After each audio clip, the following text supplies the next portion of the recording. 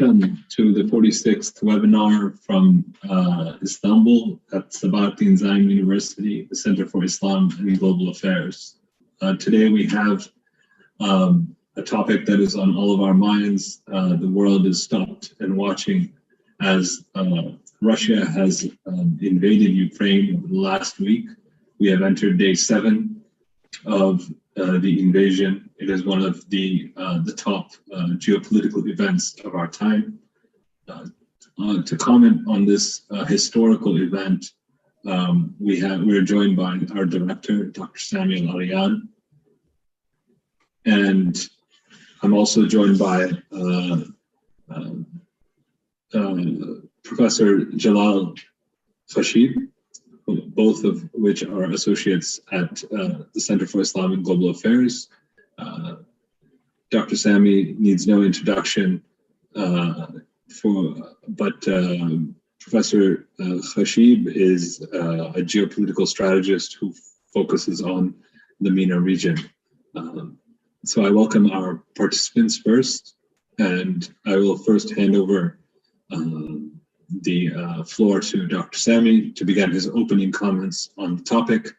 Dr. Sami, you have 30 minutes, 20 to 30 minutes.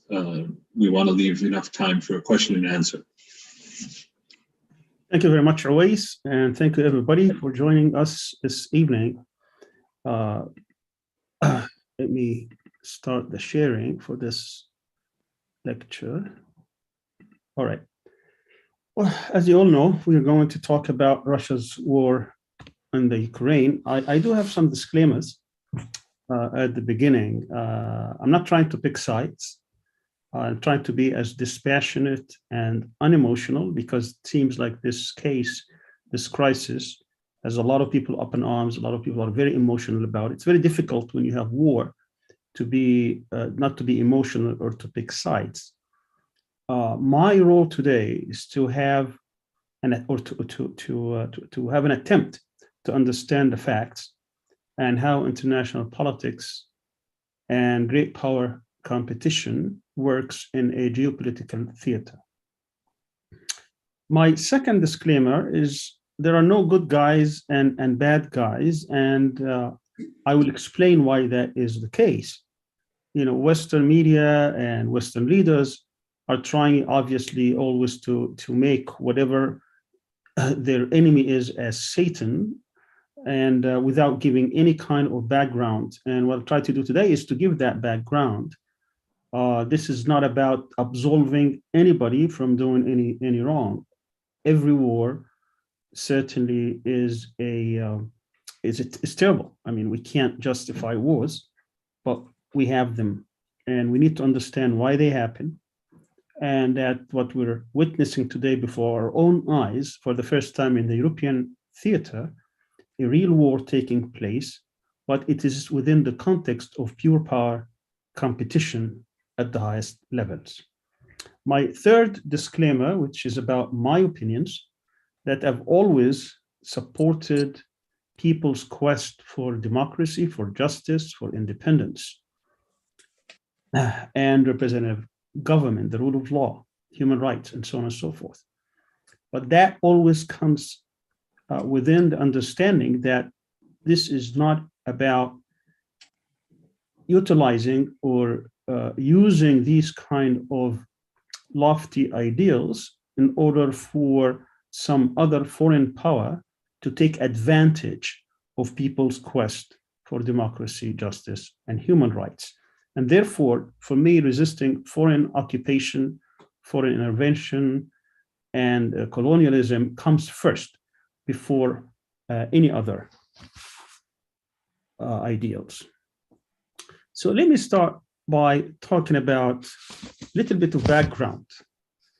In the United States, as you know, and I've said that many times before, there is something called the Monroe Doctrine. Monroe is James Monroe, who was the 5th president of the United States. This doctrine was announced in 1823. That's almost 2 centuries ago.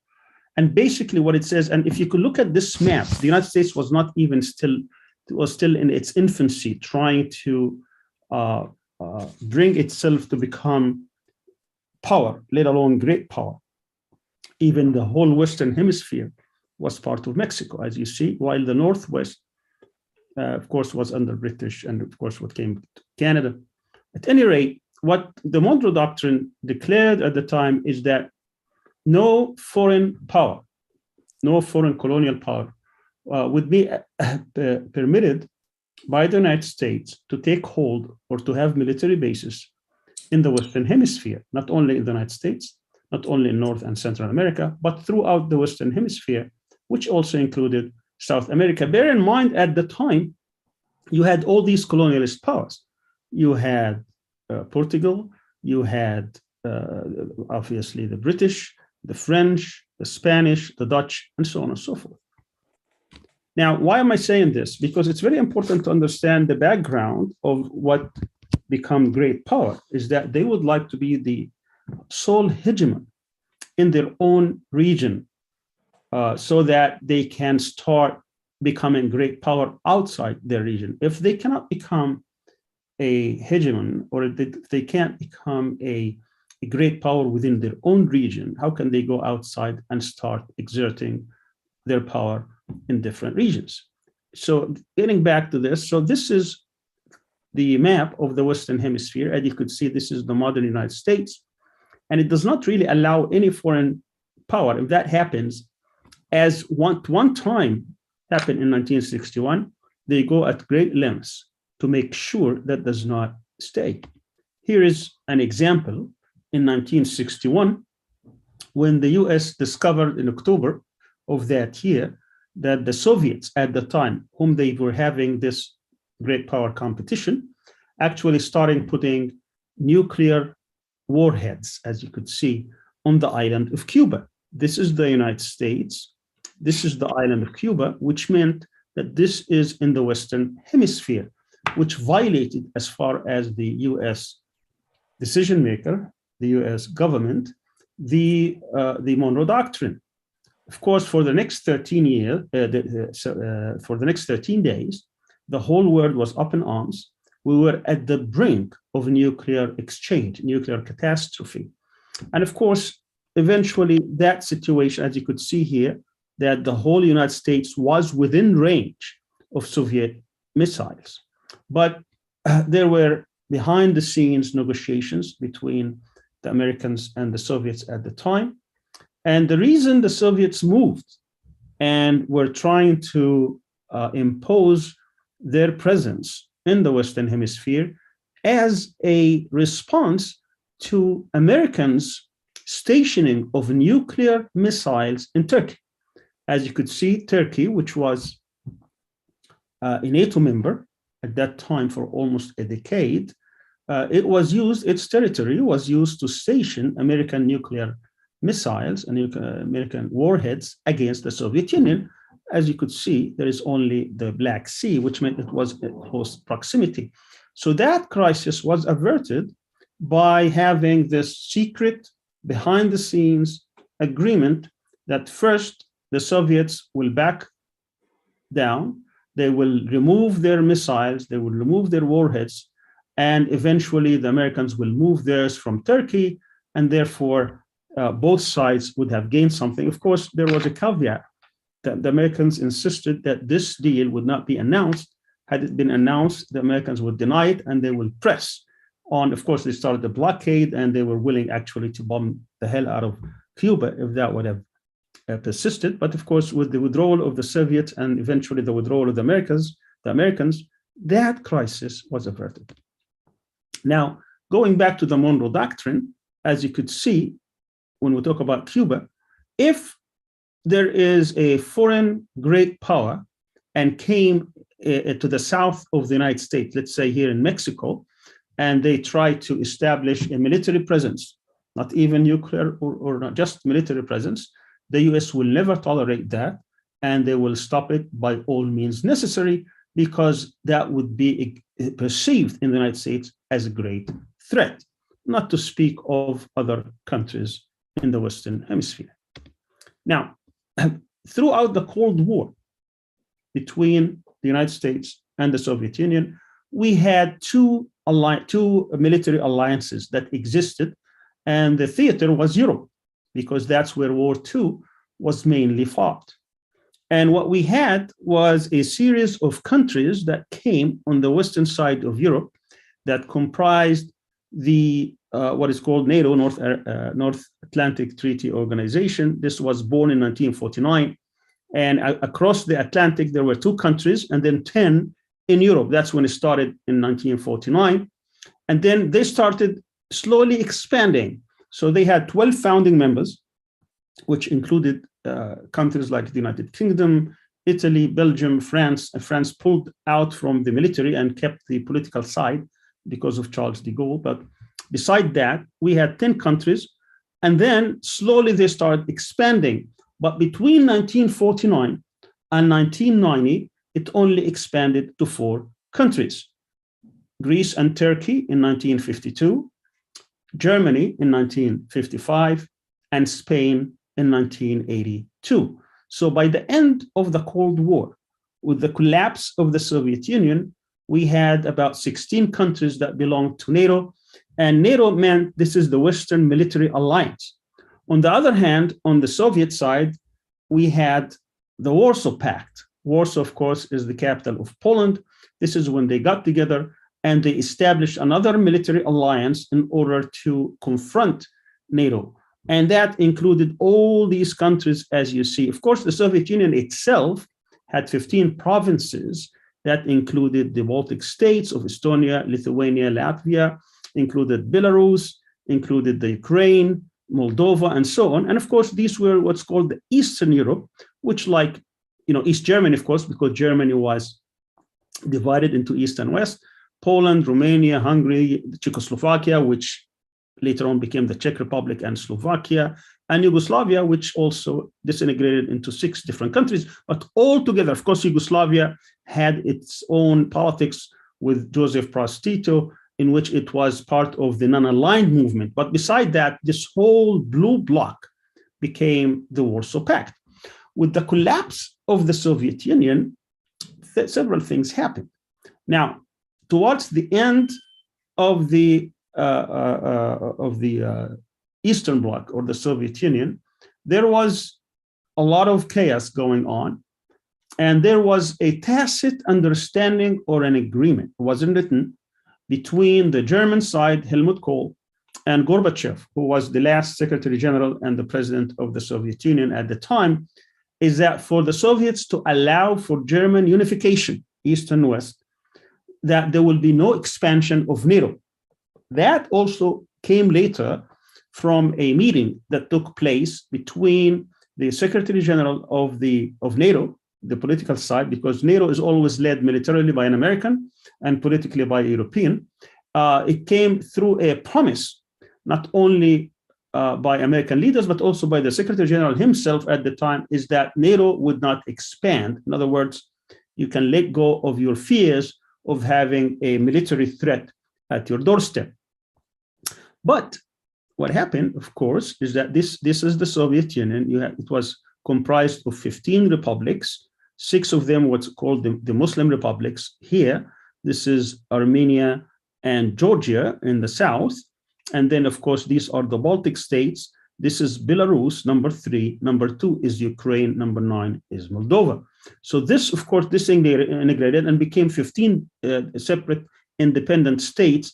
What Russia perceived at the time is that it has a huge buffer. If we go back to the map here, this whole thing was considered a buffer for the Soviet Union. In other words, the Western Alliance, NATO, the Western Military Alliance, NATO, is going to have a huge land mass before actually on land troops get to the Soviet Union. But even when they station any kind of missiles, it's going to take a while before they actually hit the Soviet Union. That was the idea. But of course, when the Soviet Union collapsed and became independent states, the understanding that is that NATO is no longer needed because there is no enemy. That enemy has collapsed. Now, that wasn't the case. You could see here, this is the expansion of NATO. In 1949, we have the 12 states, which are 10 in Europe and 2 in North America. 1952, we had Turkey and Greece. 1955 was Germany. 1982, we had Spain joining. This is after the collapse of the dictator. 1990 is when we had the German unification. So it was agreed by by Russians at the time is that, yes, since Germany, of course, their demand was that Germany should be non-aligned, but they couldn't press for that. So they agreed that East Germany, after its unification with Germany, would be part of NATO. But then what happened is that for the next 9 years, nothing happened. But in 97, NATO announced that it will start accepting members. Of course, that was to the chagrin of the Russians at the time, but they were too weak to do anything about it. So by 1999, they had 3 countries joining, which were the Czech Republic, Hungary, and Poland. And then 5 years later, they admitted 7 other countries: Bulgaria, Estonia, Latvia, and Lithuania, the Baltic states, Bulgaria, Romania, Slovakia, and Slovenia. And of course, again, the Russians were too weak to do anything, so they had to swallow it very hard, but they were extremely bitter about it. Even Yeltsin, who succeeded Gorbachev as the first president of Russia, and who was very close to the Americans, a personal friend of Bill Clinton, who was the president at the time in 1999, was very bitter about it. And he said how he was betrayed by the Americans and Western leaders who assured him that there would be no expansion of NATO. Even during that time, after Putin became vice president and then, became prime minister and then president in early 2000, he even explored the idea of Russia joining NATO. And I will show some documentation about that. And of course, they didn't take him seriously. They just dismissed him out of hand. But within a few years, as I said, in 2004, they had the Baltic states. These are the Baltic states right there. Not only at the doorstep of Russia, but they were former republics within Russia. Now, every other country that I have named so far, in 1999, the Czech Republic, Hungary, Poland, in 2004, Bulgaria, Estonia, Latvia, Lithuania, Romania, Slovakia, Slovenia, and what came later in 2009, 2 more countries, this was the 4th expansion, Albania and Croatia, and 2017, Montenegro, and then 2020, North Macedonia. All these were part of the Warsaw Pact. All of them are obviously not the Croatia, because they were part of Yugoslavia or Slovenia, but the others were part of the Warsaw Pact. In other words, they were former allies of the Soviet Union, and some of them were actually part of the Soviet Union. They were ruled by Russia for many, many years. Now, as you could see, these are the different countries that were expanding. These were the borders in 1990, and they kept expanding eastward, closer and closer to Russia. And of course, the question was, why are you doing this? If we are not the enemy, why is the Western Alliance, why is NATO keeps expanding eastward? I mean, that was always a question that the Russians would ask their counterparts, and they never really get a straight answer, because it's collective security. And of course, let's remember that the Article 5, which says within NATO that this is the article that but imposes on every member of NATO to fight because one member has been attacked. That was only used once during the 2001 September attacks against the United States. So all these things that were happening since then, whether in Afghanistan and the so-called global war on terror, it was NATO was involved based on that, and of course based on the pressure from the United States, because it was never meant to be a global military alliance. It was meant to defend Europe, yet it was used at the request of the United States to fight all its wars around the world in the name of the global war on terror.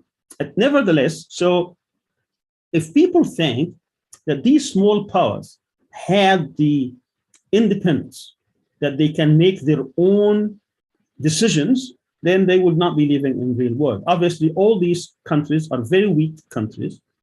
They can hardly be called democracies, but they were manipulated through the different regimes, whether it's economic regimes, financial incentives, or military incentives, or otherwise, to be part not only of the military alliance led by the United States, but also of the European Union, in which they can get a lot of economic help. Now, if you look at this map that shows the Russian Federation, certainly Russia is the largest landmass, but it's not well defended. The Russians are well aware of what happened to them in World War II, which was that they lost 20 million people. I repeat, Russia lost the most number of people during World War II, 20 million people, while the Germans themselves, who were the aggressors and the invaders, lost about 8 million from all their enemies. But the reason the Russians lost a lot is because it's very difficult to defend. And once you pass Moscow, there isn't much you can go to. So as a Russian official, as a Russian president, as a Russian government, as a Russian strategist, you could see that the encroachment of NATO going eastward every few years, where they will be at the doorstep, the distance between the border of Ukraine right here and Moscow is 500 kilometers. That's not, in military terms, that's not a lot of distance. From Kiev, it's about 800 kilometers. That's very short distance on invading army. So certainly the Russians felt threatened, and it wasn't really explained well, why does NATO need to expand every few years at the door of Russia? And of course, there are answers to that. This is not a mystery. For NATO to justify itself, it has to have an enemy. If Russia is not the enemy, there is no need for NATO. So to justify the presence and existence of NATO, and therefore the hegemony of the United States in Europe, because the US, its leverage, its huge leverage on Europe, is that it guarantees their security. And without NATO, it cannot guarantee this.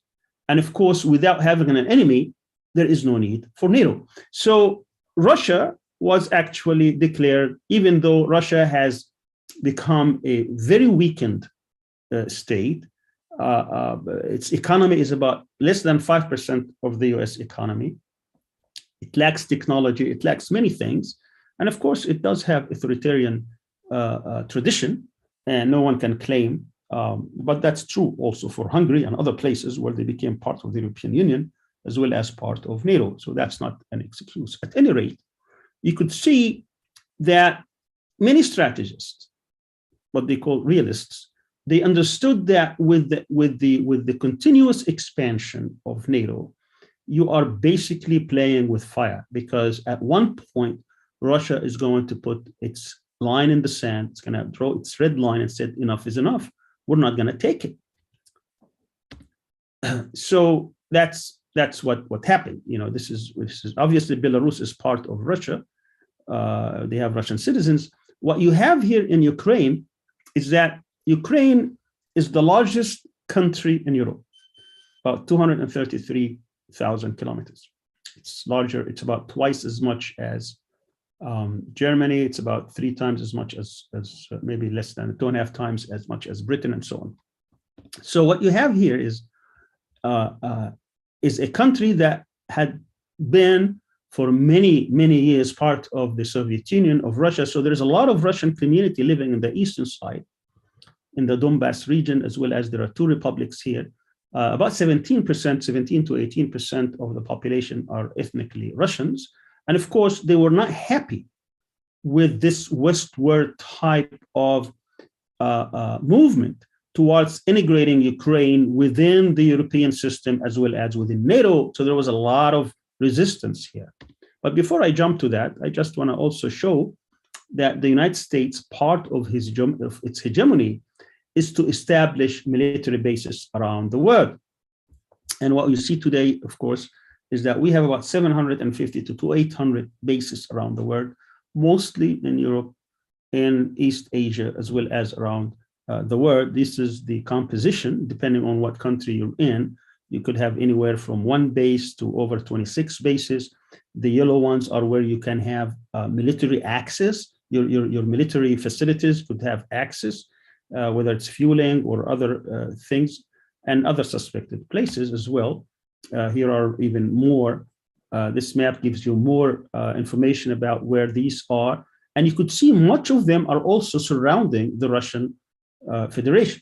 When you try to find out where Russia has bases, it hardly exists. There's one in Syria and another one in Asia, and that's about it. There isn't much that they have. So you could see who's circling whom and who poses a threat against whom. Now, let me just say something here, how we got here. The way we got here is that when the Russians were always grumbling to their counterparts in America and Europe that this expansion of NATO is actually looked at in Russia as being a threat to their security, NATO didn't care, didn't pay any attention. After the expansion in 2004, there was of course, they played a little ball with Russia. They had what's called the NATO-Russian Committee. So they would meet once in a while and talk about nonsensical issues, which did not address Russia's concerns. And of course, Russia eventually pulled out of this because it found really no reason for that. Even though, as I said, Putin himself was trying to tell them, why don't you invite us and become full member of NATO? They will always come back, oh, you're not Democrat, you are not this, all kinds of reasons why they wouldn't. And of course, the main reason, because if Russia joins NATO, why do we need NATO? There is no enemy anymore. But in 2008, something important happened, something monumental happened. This is after Putin gave a speech in Munich in 2007, in which he spelled out his concerns and that Russia will not accept this encroachment that continues happening, this expansion at the doorstep. And he basically reminded them of all the different promises that they gave Russia, that they would not be expanding NATO, and how that this is not going to be acceptable by NATO, and how eventually this is going to blow up in their faces. They completely ignored his warning. They met in April 2008, and they came with an unbelievable statement in which they said that they will welcome Ukraine and Georgia to NATO, that they will start the application process by which NATO would start the assessment as well as the integration of these two countries. And of course, that was the red line. That would not have, and they knew this, but they thought, I think at the time that Russia was too weak. They did it twice before. At one point they had 3, and the next time they had 7. They already added 10. So what is Russia going to do? Let them do whatever they want. We are going to do what we think is correct. You have to keep in mind that this happened during the reign of George W. Bush, where the neocon were in charge, and they were pushing this very, very hard. Now, it didn't take Russia much. Within 4 months, they invaded Georgia to prevent this process from continuing. They have a little bit of populations in Abkhazia and South Ossetia, not much, but they have enough, in which they basically made it very difficult for that integration or for that application to be processed, because now they have occupied places. And for NATO to risk going into Georgia and admitting it into NATO, that means they're going to be at war with Russia. So that military incursion stopped that process. But did they stop? No. They came 1 week after Russia went into Georgia. Within a week, that confrontation ended on August 12th. On August 19th, they came and said, we reaffirm our commitment to the decisions taken by the heads of state of government at the Bucharest summit in April 2008, including those regarding Georgia's Euro-Atlantic aspirations. In other words, we're going to continue trying to integrate them into NATO. And of course, what Russians did, they were trying to do all kinds of tactics in order to prevent Ukraine and Georgia from being admitted to NATO. So in Ukraine, they had more possibilities, including, of course, that they have 17% ethnic Russians on the eastern side. So they wanted to push for those communities to be part of any government, or at least to have a pro-Russian government by which they will veto any decision to join NATO or the European Union and stay close to Russia. And that happened for a while until in February 2014, by which there was this movement that was not only encouraged by the West, by the United States, but also financed. All these NGOs were financed by American, God knows, CIA or other administrations, in which they had these massive demonstrations in order to topple an elected government that was deemed by the European Union and other observers to be fair and free. So they toppled that government. The Soviets and the pro-Russian Ukrainians call it a coup. And after that, it was very clear that the one who succeeded, that is going to push for NATO membership as well as European Union membership. Immediately, the Russians moved to take Crimea. Why is Crimea important? Historically speaking, Crimea was part of Russia, but of course it goes back and forth. The Khrushchev, who was one of the presidents of the Soviet Union, as well as the Secretary General of the Communist Party, he originally from Ukraine. Because this is within the same country, he assigned Crimea, which was disputed, into Ukraine. So with the Soviets, they took it. And why did they take it? Because it's the most important strategic place for their navy. That's where the Russian Navy is stationed. If you take that, that's the end of the access of Russia to the Black Sea, which is a huge strategic disadvantage. So they immediately took it. They have a large Russian contingency there. They voted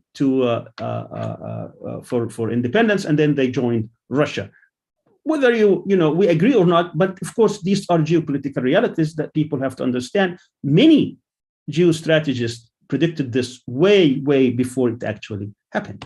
Now, here, what happened? This is NATO. These are the new members of NATO. They kept expanding and they kept building bases.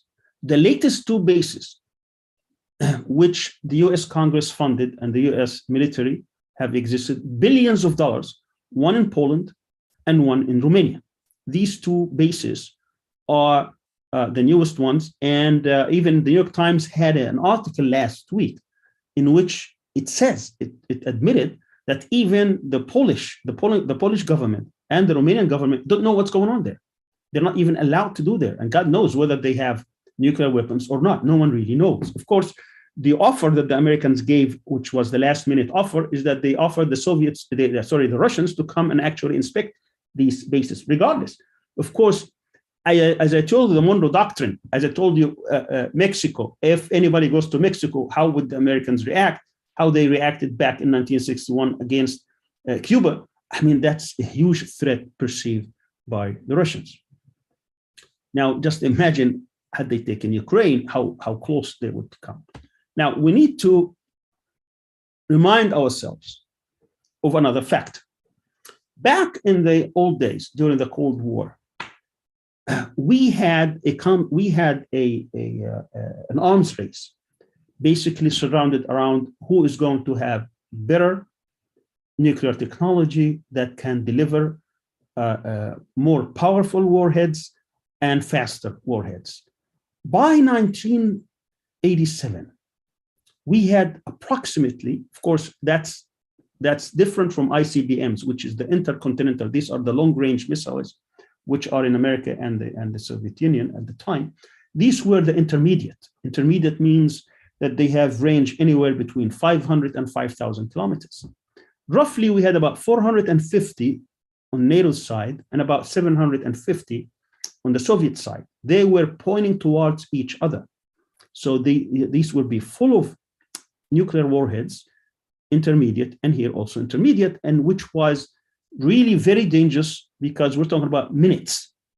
Any miscalculation could actually could devastate a city or a country. So in 1987, during Reagan, the 40th president of the United States, they had an agreement. It's called the INF agreement, the Intermediate Nuclear Force Agreement, by which they are going to prevent and destroy all these intermediates, so that there will be no errors. So that was taking place. And then in 2018,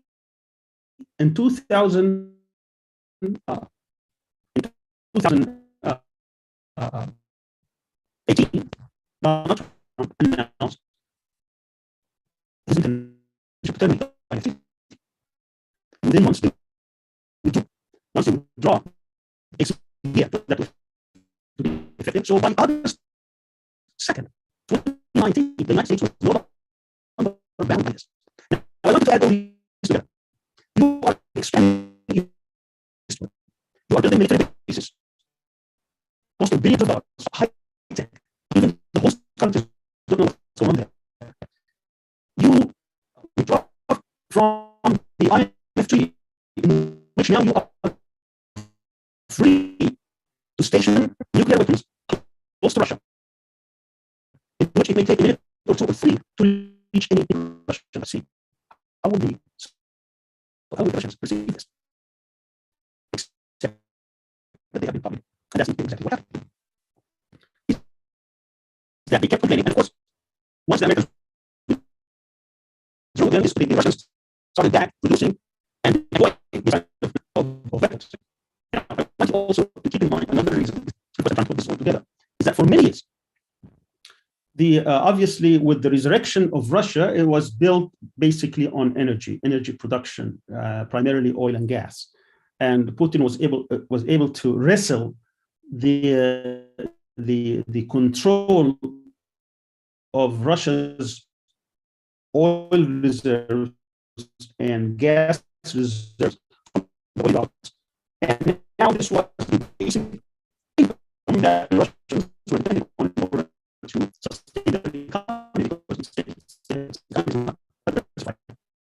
they have massive agricultural products, they have massive weapon sales, and they have massive energy sales. But beside that, very little else. So and I said their economy is about $1.5 trillion, which is it's about twice as Turkey, but it's less than Italy, less than many other countries, certainly less than France and England, about 4 or 5% of the US. So it's not really a major economy yet. They're stable. And they were able to forge a very important relationship with Germany, because Germany, which is a huge industrial country, lacks energy. And the most economical source for their energy was the Russian Federation or Russia.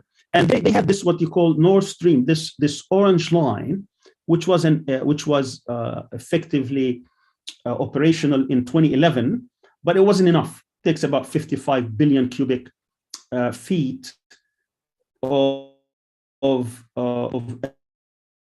energy, of gas. So they need another one, and the US was totally against. Why? Because also they fear this this Russian cooperation coming in close, because if anything, Britain fears on the continent of Europe, it is Germany aligning itself with either France or Russia. Now, if they come very close to Russia, that is a classical threat to them, and therefore they wanted to sabotage this cooperation. And I can tell you that there are many legislation. Of course, the Americans also, they don't want this kind of cooperation. They always against the other, which is what balancing. So the US Congress for many years, they started sanctioning Russian companies, because this pipeline costs about $11 billion, and the Russians paid a lot of taxes. Sammy, so they want to sanction any company. I'm having trouble hearing you. Is everybody else able to hear you? Oh my God, really? Okay. Where did you lose me, or was it all along? I've been having trouble for the past 5-6 minutes. I even disconnected and came back on. I'm not really sure if that didn't really help me. So, Jalal, can you hear Dr. Sami? Yes, but there is a problem, I think. 5-6. Sound problem. Yes, but there is a problem, I think. 3 or 4 sound problem. Okay, give me a minute.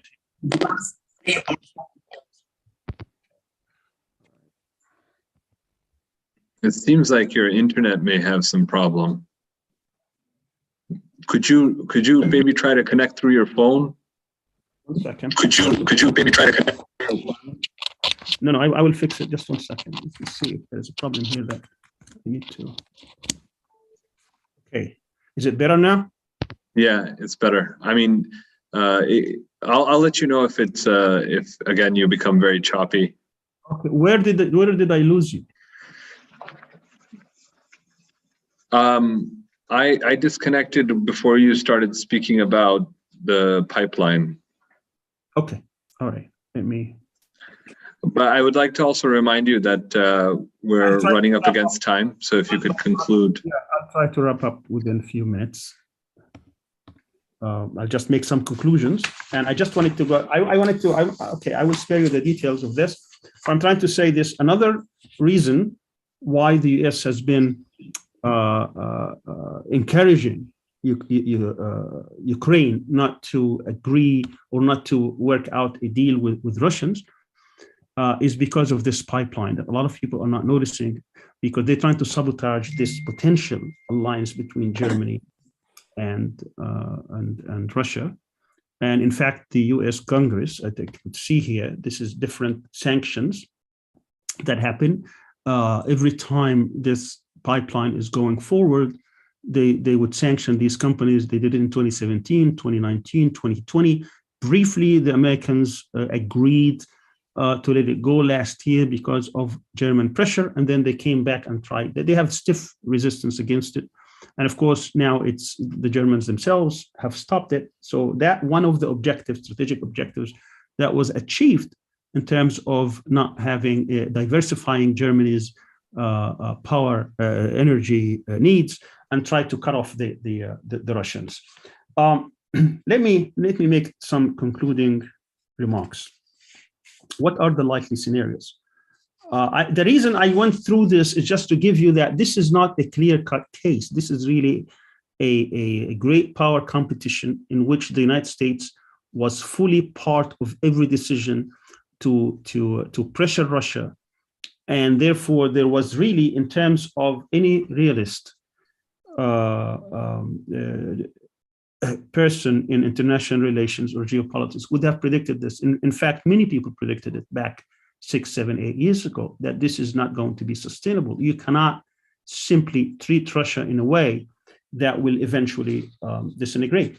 Secondly, Russia fears, as well as China, that when you try to contain them and try to bring these regimes next to their countries, and under the mantra of spreading democracy and having all these kind of regimes, is that you're fomenting dissent, you're fomenting regime change. Because in the way they had regime change back in 2014, that if they keep this going, that eventually what you're going to try to do or get is regime change in Russia, as well as regime change eventually in China. But Russians, of course, drew the red line, and they thought that they had no choice but to move forward. I haven't spoken, of course, about Russians' involvement in Syria and others because it's beyond the talk here, but everything here was related. Perhaps in question and answers, we can do that. What are the likely scenarios? Well, there are several outcomes. One is that Russia wins.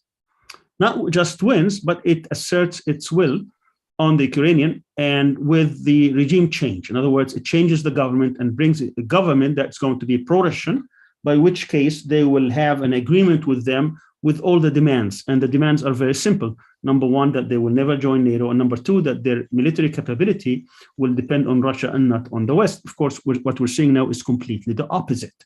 If they are able to do that, obviously then Russia will have the leverage and the upper hand. But at least if they don't, they want to at least keep the eastern side in the Donbass region, which are ethnically Russians, and try to destabilize the situation. And by having an unstable unstable country, they will never, of course, join NATO. And of course, this will always be a point of contention with the West. And of course, there is a huge cost that Russia has to pay in terms of economy, in other words, and other costs to its economy as well as to its presence throughout the world. But that's the other thing is that if they occupy, and that's what many people in the West are banking on, and they get huge resistance, the same way that the Afghani people resisted Russian invasion of Afghanistan and presence and over 10 years, and that they have to withdraw.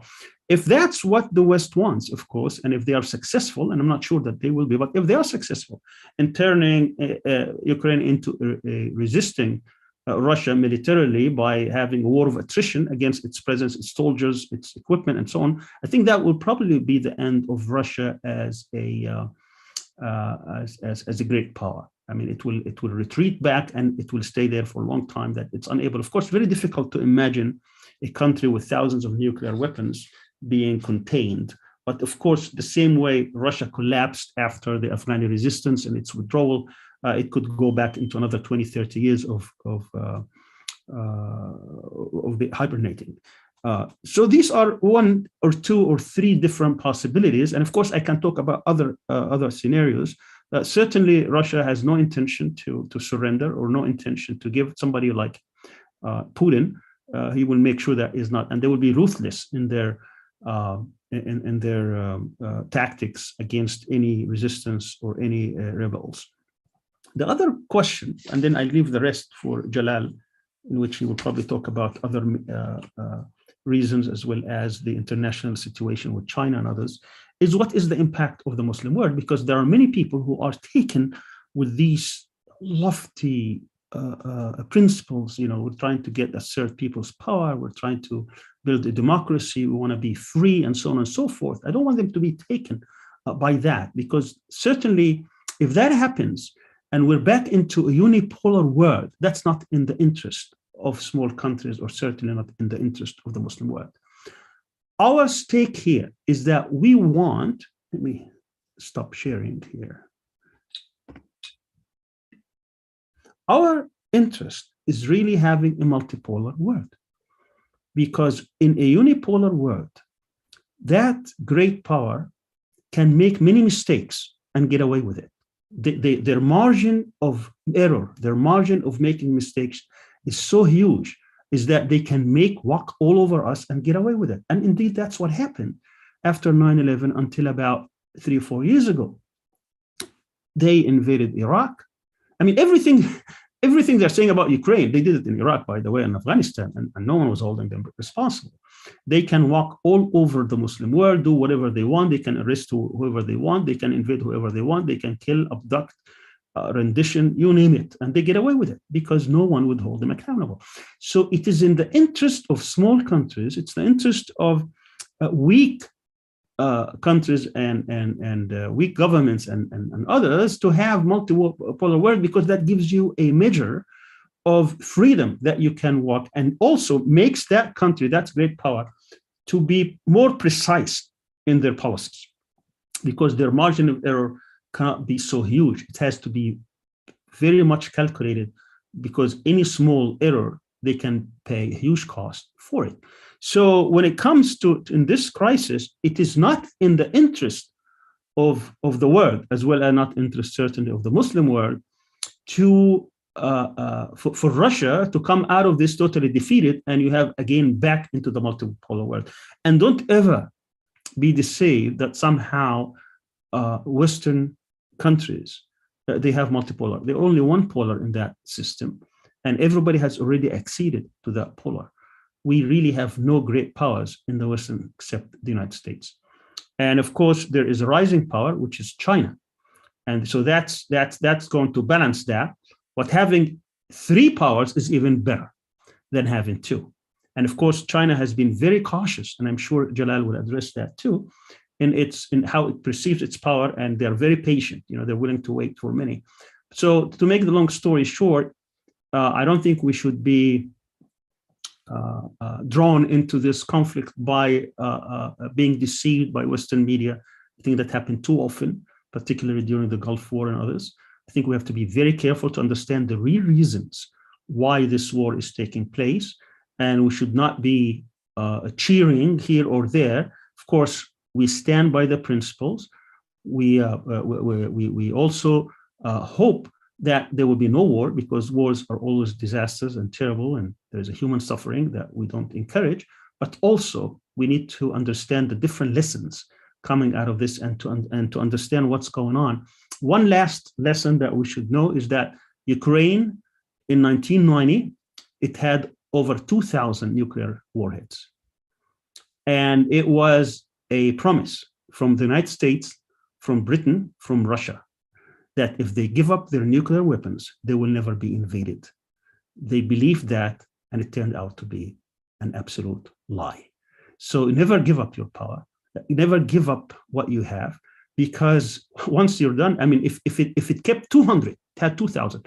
If it kept 10, Putin, Russia, others would think 10 times before they would invade or do anything. So that shows the importance of not giving up your power, particularly if it's nuclear and you already have it.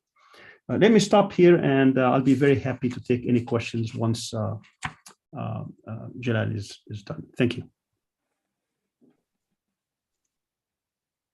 Thank you very much, Dr. Sami.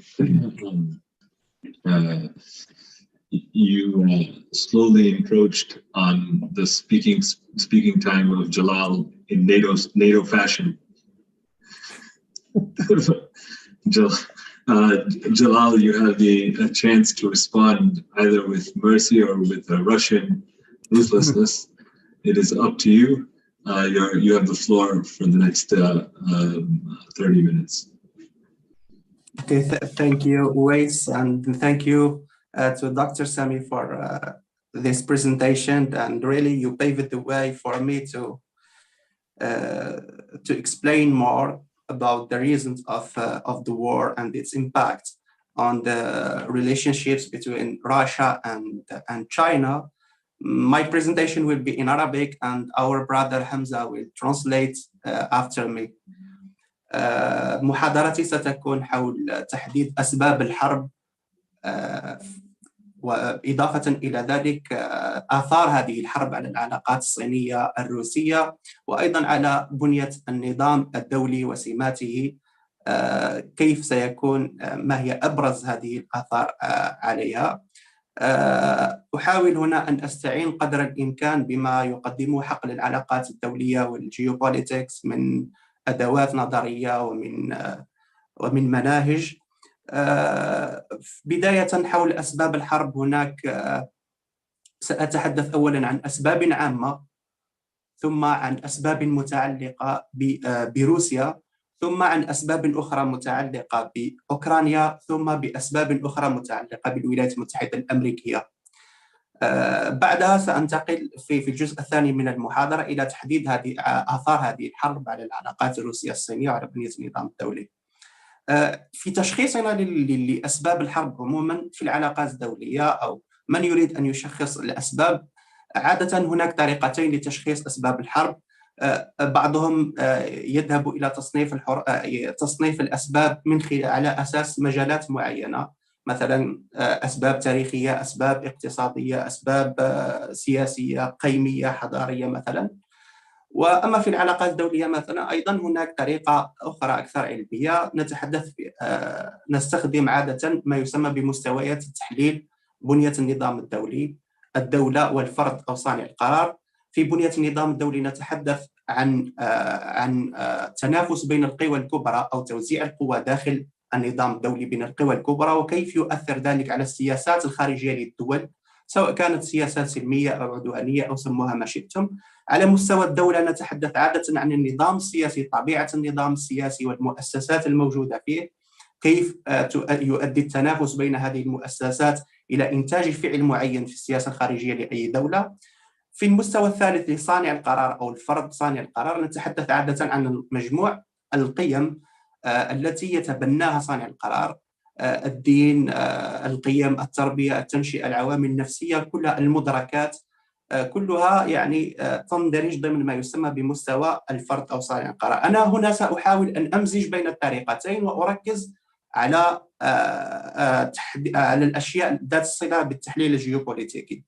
ملاحظة كما قال الدكتور سامي، هنا تسليط النقد على طرف معين لا يعني بالضرورة بأننا نساند الطرف الثاني أو الآخر، ولكن سنحاول هنا أن نقدم قراءة يعني في السياسة الدولية كما هي بعدسات واقعية جيوبوليتيكية بعيدا عن هذه الأحكام المعيارية. أطراف الحرب هنا لدينا روسيا من جهة وأوكرانيا من جهة وحلفائها، لكن ما وراء هذه الحرب يوجد صراع بين القوى الكبرى، بين روسيا من جهة وبين الولايات المتحدة الأمريكية والغرب من جهة أخرى، في إطار تشكل نوع من الثنائية يعني شبيهة بما كان من قبل. بالنسبة للأسباب العامة، هناك أسباب عامة ترتبط ببنية النظام الدولي الفوضوية، يعني غياب سلطة عليا فوق سلطة الدول، تضبط سلوكاتها. هذا ينتج في النهاية ما يسمى أيضا بصراع بين قوى الوضع الراهن أو التي تحاول أن تحافظ على وضع معين لأنه يخدم مصلحتها، أو قوى ستاتيسكو، وقوى أخرى تعديلية تحاول أن تغير ذلك الوضع القائم لأنه ببساطة لا يخدم مصالحها أو لم تساهم في إنشاء هذا الوضع القائم. وهنا أتحدث هنا عن روسيا أساسا والصين التي تعتبرها الكثير من الأبحاث بمثابة قوى تعديلية ريفيزيونيست باورز إن صح التعبير، مع أنه فيه كثير من النقد لهذا الطرح. لكن النظام الدولي الذي نعيشه الآن أو الذي يسمى بالنظام الدولي الليبرالي كان نتيجة لوضع معين ساهمت في إنشائه الولايات المتحدة الأمريكية، يعني وضع أو تسوية معينة أنشأتها الولايات المتحدة الأمريكية بعد الحرب العالمية الثانية، وظل يخدم مصلحتها طيلة يعني 75 سنة كاملة. لم تشارك روسيا في إنشاء هذا النظام أو الاستفادة منه قدر الإمكان بقدر ما كان الولايات المتحدة الأمريكية والغرب مستفيدين منه أكثر.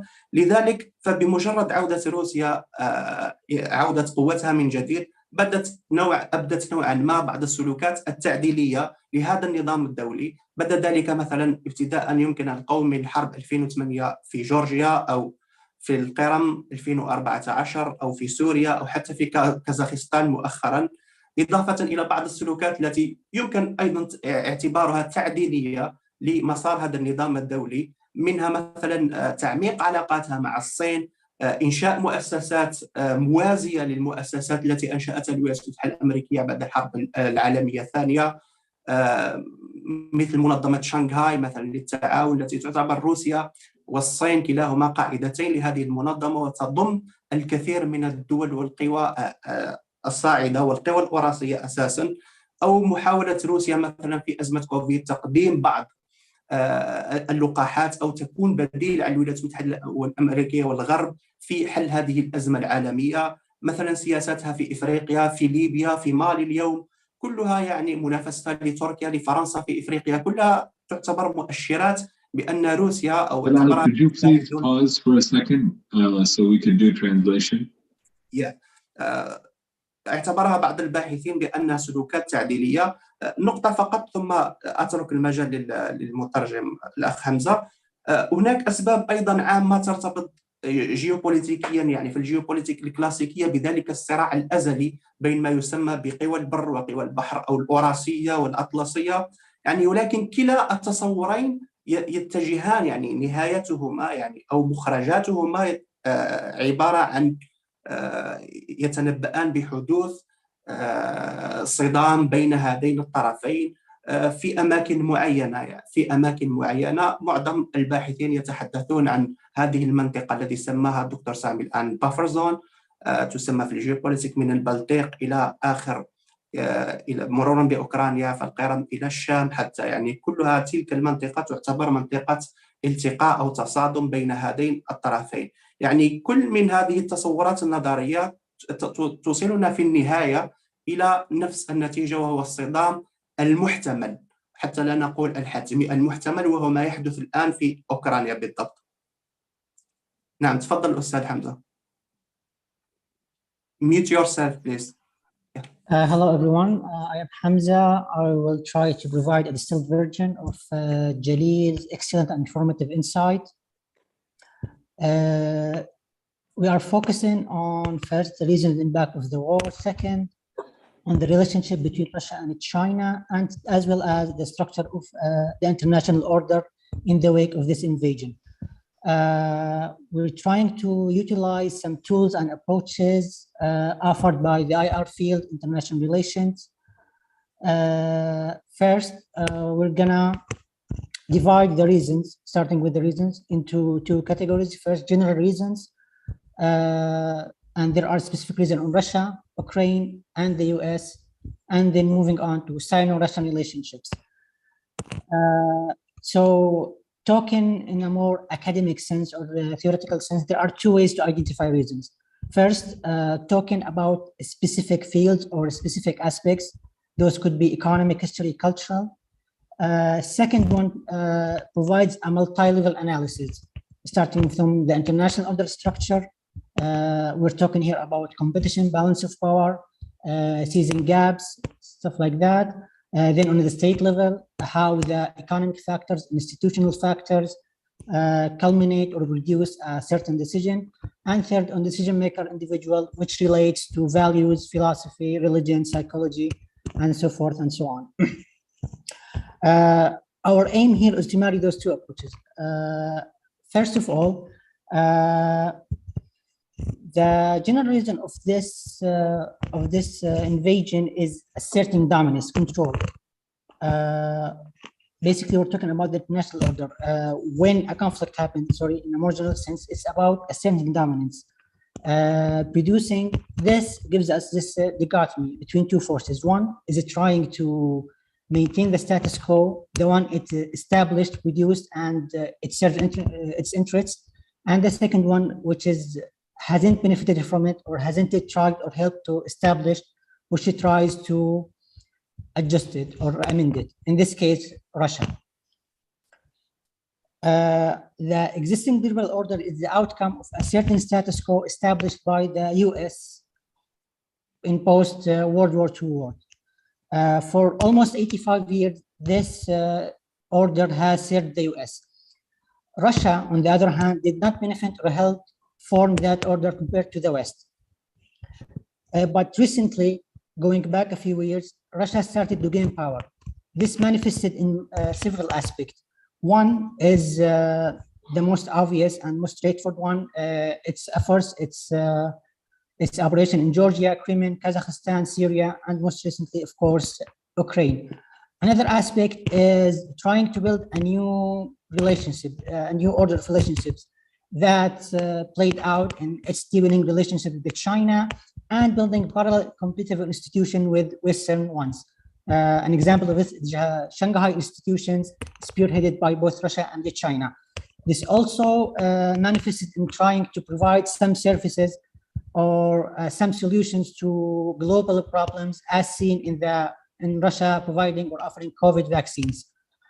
All of this, as many researchers see, is an attempt by Russia to adjust the status quo as outlined earlier. Jalil, back to you. Thank you, brother. بالنسبة للأسباب الأولى قسمتها إلى ثلاث. قلنا الأسباب متعلقة بروسيا، ثم الأسباب متعلقة بأوكرانيا، ثم الأسباب متعلقة بالولايات المتحدة الأمريكية. بالنسبة لروسيا أركز هنا أساسا من دون حتى لا أعيد الكثير من الأشياء التي تحدث عنها الدكتور سامي عن مسألة ما سميته هنا بتصحيح الخرائط. تصحيح الخرائط الناتجة عن تسويات المهزوم إن صح التعبير.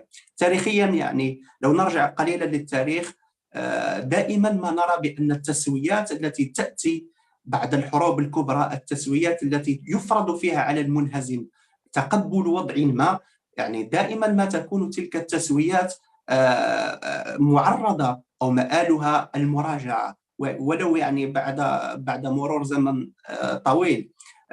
يمكن مثلا الكثير من الباحثين الآن يشبهون ما يحدث حاليا بالوضع الذي كانت عليه ألمانيا يعني بعد اتفاقية فيرساي، أو ما سماه هتلر لاحقا باتفاقية الخزي والعار. يعني انتهاء الحرب العالمية الثانية فرض الحلفاء الغرب يعني على ألمانيا وعلى الدولة العثمانية، خاصة على ألمانيا، فرضوا عليها يعني الكثير من العقوبات والكثير من الشروط المجحفة في نظر الألمان. لذلك بمجرد عودة ألمانيا أو صعود الحزب النازي في ألمانيا، حاول يعني هتلر أن يتخلص من هذه الاتفاقية، وسماها باتفاقية الخزي والعار. بمعنى دائما هذه التسويات، أو ما حدث أيضا بالنسبة الصينيين اليوم يتحدثون عن يعني لتفسير بعض الباحثين حينما يريدون أن يفسروا أسباب الحزم الصيني الآن في جوار الإقليم، يتحدثون عن قرن الإذلال الذي تعرض له الصينيون حينما كانت الصين ضعيفة وحينما فرض عليها الغرب تسويات معينة. اليوم الصين بمجرد ما أعادت قوتها من جديد حاولت أن تتخلص من عصر الإذلال هذا. طبعا لدي هناك تحفظ تشبيه هتلر ببوتين الآن، وفيه دعاية كثيرة غربية. طبعا هناك فوارق كثيرة. هتلر كان يريد أن يجتاح أوروبا أو يركع أوروبا أو يحتلها حتى وصل لألمانيا وقصف بريطانيا، وكان يعني، لكن ما يختلف هتلر عن بوتين الآن، بوتين لا يريد احتلال ألمانيا ولا يهتم أيضا كما كان أو احتلال فرنسا أو بريطانيا، ولا يهتم أصلا كما كان هتلر بتصدير نوع من الإيديولوجيا إلى أوروبا، مثل ما كانت الفاشيات والنازيات في أوروبا تريد تصدير نموذجها نحو الحضارة الغربية أو الأنجلو ساكسونز أو وغيرهم.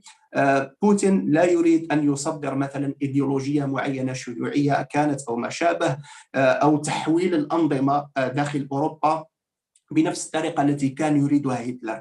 لذلك في هذا التشبيه نوع من المبالغة، لكن الشاهد من القول هنا أن التسويات التي تأتي بعد الحرب وتفرض فيها على المهزوم شروط مجحفة دائما ما يكون مصيرها المراجعة، وهذا ما يحدث الآن.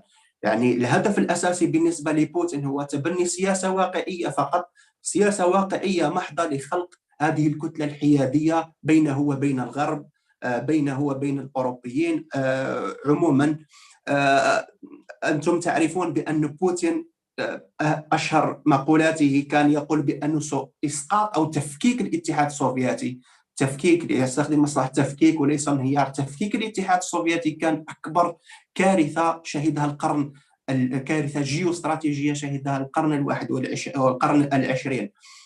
لذلك آن الأوان لتصحيح هذا المسار وتصحيح خرائط الهزيمة التي فرضت عليه. بعد إسقاط الاتحاد السوفيتي وجد حوالي 25 مليون روسي أنفسهم خارج الحدود، يعني في منطقة شرق أوروبا، بالإضافة إلى وجود أكثر من 12 مليون روسي موجودين في أوكرانيا الآن بسبب هذه أو الكارثة الجيوبوليتيكية كما يقول بوتين. أيضا هذه المخاوف دائما معززة بسوابق تاريخية كثيرة، دائما ما تؤدي هذه السوابق إلى تشكيل سلوكات الدول. وضربت مثال الآن بالصين، ويمكن أن نتحدث عن كثير من الأمثلة. حينما كانت روسيا ضعيفة غزتها ألمانيا وذهب يعني حوالي 26 مليون روسي ضحية يعني أثناء الحرب العالمية الثانية. لذلك فليس من مصلحة أي دولة بأن تكون، ومنها روسيا، لن تقبل بأن تكون هي الطرف الأضعف في بيئة أمنية شديدة التنافس. طبعا الروس أيضا مهووسون بفكرة السيادة كما يقول يعني كثير من الباحثين، منهم ديمتري ترينين أو الروسي أو دوغين أو غيرهم، يتحدثون عن هوس السيادة المغروس في جينات الروس. وهذا الهوس سببه أيضا سبب جغرافي، شساعة المساحة، مساحة الروس التي كانت دائما سببا في تعرضهم للغزو من أوروبا، خاصة من جهة الأوروبيين. لذلك تشكل مع الزمن تراكمات داخل مدركات الروس والنخب الروسية بأن التهديد دائما يأتي من هذه الجهة، من الغرب، يعني من جهة الحلفاء الغربيين. يعني بوتين قبل العام الماضي كتب مقال وتحدث عن أوكرانيا، قال بأن الوحدة التاريخية للروس والأوكرانيين سماها شذوذا تاريخيا غير قابل للاستمرار. انظروا هنا كيف لما عادت روسيا ووجدت شيء من القوة، يعني مقارنة بما كانت عليه، أرادت هنا أن تصحح مسار هذه الخرائط، خرائط الهزيمة. أيضا هناك بعض الأسباب التاريخية أيضا والنفسية للروس.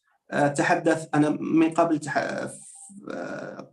تحدثت عن نيل فيرغسون ومقاله الذي كتبه سابقا، يتحدث عن معركة بولتافا والموجودة الآن في شرق أوكرانيا. هذه المدينة سنة 1708 كانت هذه المعركة بين روسيا زمن بطرس الأكبر أو بيتر ذا جريت مع القوة التي كانت آنذاك العظمى في أوروبا وهي السويد، هزموا الملك تشارلز الثاني. وظلت تلك الواقعة دائما مصدر إلهام للروس، ورأوا بأن بولتافا ومنطقة أوكرانيا هي المنصة الأولى أو اللحظة الأولى لإعادة ولادة القيصرية الروسية من جديد. والآن في كثير أيضا من الباحثين الروس الذين يتحدثون عن أوكرانيا أن السيادة الأوراسية لروسيا لن تتم إلا بوجود أوكرانيا ضمن الفلك الروسي. لا يعني احتلالها يعني بالقوة، لكن أن تكون على الأقل بعيدة عن الناتو أو بعيدا عن الآخرين، وأن تكون منطقة قريبة متناسقة مع المصالح والتصورات الروسية. هناك طبعا أسباب تتعلق بالاختلاف الحضاري بين الروس وبين الغرب، لكن هنا فقط أريد أن أتحدث عن ملاحظة هامشية دائما ما أراها عند بعض الطلبة أو الباحثين حينما يعتبرون بأن السياسات التي يتبناها بوتين تشابه تماما أو عبارة عن تطبيق حرفي لما يكتبه ألكسندر دوغين مثلا اليوم أو من قبل طيلة هذه السنوات.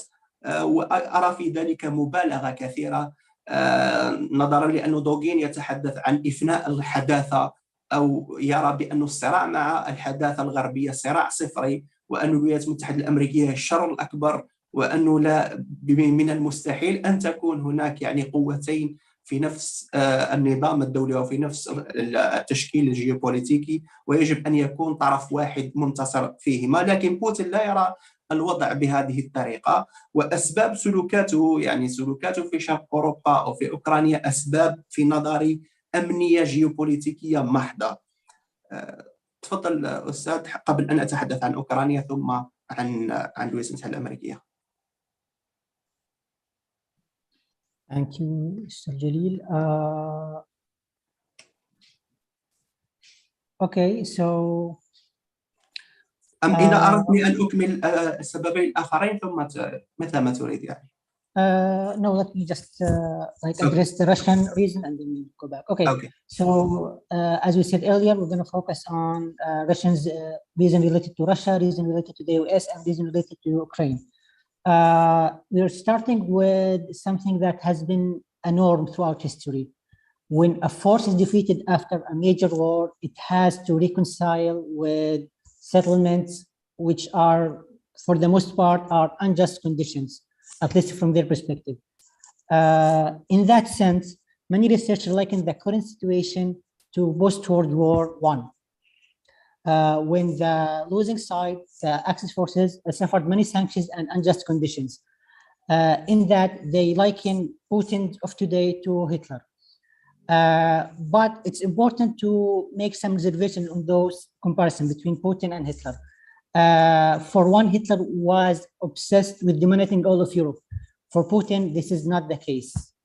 Also, Putin is not trying to propagate a certain ideology on the Anglo-Saxon world, so to speak, unlike Germany. Also, Putin did not try to directly overthrow any regimes. We're talking here about the post-war conditions, the idea that defeating forces has to deal with harsh conditions. Russia here is trying to create a buffer zone for itself that separates it from the Western world, as Professor Sami elaborated. In the dismantling of the Soviet Union, as Putin said, the world has seen the greatest geostrategic catastrophe of the 21st century. And to Putin, in his words again, we have to correct the wrongs of the past. Many Russians living abroad, including 20 million in Ukraine. In another article he wrote last year, he said that the unity of Ukraine and Russia is a historical one. Talking about history, many forces also highlight the historical incidents. For example, when Russia was weak, it was invaded by Germany. And in that war, as also Professor Sami said, 20 million Russians have died, compared to only 8 million from the German side in all of its fronts during the Second World War. Many researchers, such as Dugin, say that Russia is obsessed. Another reason, Dugin says that Russia is obsessed with sovereignty. That has a lot to do with the vast geographical lands that Russia operates. And in that sense, they are afraid of their neighboring European side that accumulated over the years with a sense of fear from the European side. There are also other historical and psychological reasons for Russia. It is by going back again to history, the battle between Peter the Great's Russia and what was then the greatest European empire, Austria, in which the Russian side has prevailed. And this incident, this battle has created this sense of pride and inspiration for the Russian side in today's world. Quick note, Mr. Gil made a quick note that when we're talking about some analysts or researchers, again, like Dugin, they're talking about ending modernism, a zero-sum conflict, wherein one side has to be the one that wins in a complete sense, where the other side perishes completely as well. Actually, like when talking about the reality, Putin is not thinking like that. The Russians are not thinking like that in terms of ending the existence of the other side. It is a mainly geopolitical and security concern for Russians. Go back to you, Mr. Jalil. Okay. ثاني سبب وهو الذي يتعلق الآن بأوكرانيا وما سميته هنا بترجيح التفكير الإيديولوجي على التفكير الجغرافي للدولة الأوكرانية. أتحدث هنا عن المقصود بالتفكير الإيديولوجي الليبرالي على التفكير الجغرافي الجيوبوليتيكي مرتبط بحقائق الأرض. دائما يعني الدول التي تتجاهل جغرافيتها دائما ترجع هذه الجغرافيا وتنتقم منها من جديد، على حد تعبير روبرت كابلان في كتابه الشهير انتقام الجغرافيا. عادة أن الدول تتجه للبحث عن حلفاء خارج إقليمها الجغرافي، خارج مجالها الجغرافي، البحث عن حلفاء بعيدين لأسباب عديدة قد تتعلق بطلب الحماية من هؤلاء أو بهدف المنافسة الإقليمية مع ذلك الجار القوي، أو مثلا من أجل بأن الدولة لديها بعض الطموحات الإقليمية. وكثير من الأمثلة هنا يمكن أن أسوقها لكل من أحد هذه الأسباب، لكن بدلا من أن تتجه تلك الدولة إلى تصفير مشكلاتها مع جغرافياتها المحيطة. هذا ما حدث في أوكرانيا بالضبط، وما حدث أيضا ما يحدث اليوم في تايوان بين التايوانيين والصينيين. بدلا من تصفير المشكلات مع الجار الأكبر تتجه هذه الدولة إلى البحث عن حليف خارج هذه المنطقة من أجل طلب الحماية، وبالتالي يبقى دائما وجود نوع من الأزمة العالقة بين الطرفين. ما فعله زيلينسكي الرئيس الحالي هو تجاهل هذه الحتمية الجغرافية المتمثلة في الجوار الروسي لدولة قوية مثل روسيا، وتبنيه للمشروع الغربي القائم على الديمقراطية أو لبرلة الحياة السياسية، وتبني الأفكار الليبرالية وتحويل القائمة على تحويل الأنظمة إلى أنظمة ديمقراطية بحجة أن الديمقراطيات لا تقاتل بعضها البعض، وتوجهي يعني نحو الأوروبيين، نحو الغرب عموما، بإغراء ما يقدمه النموذج الغربي عموما، الاتحاد الأوروبي وغيرها.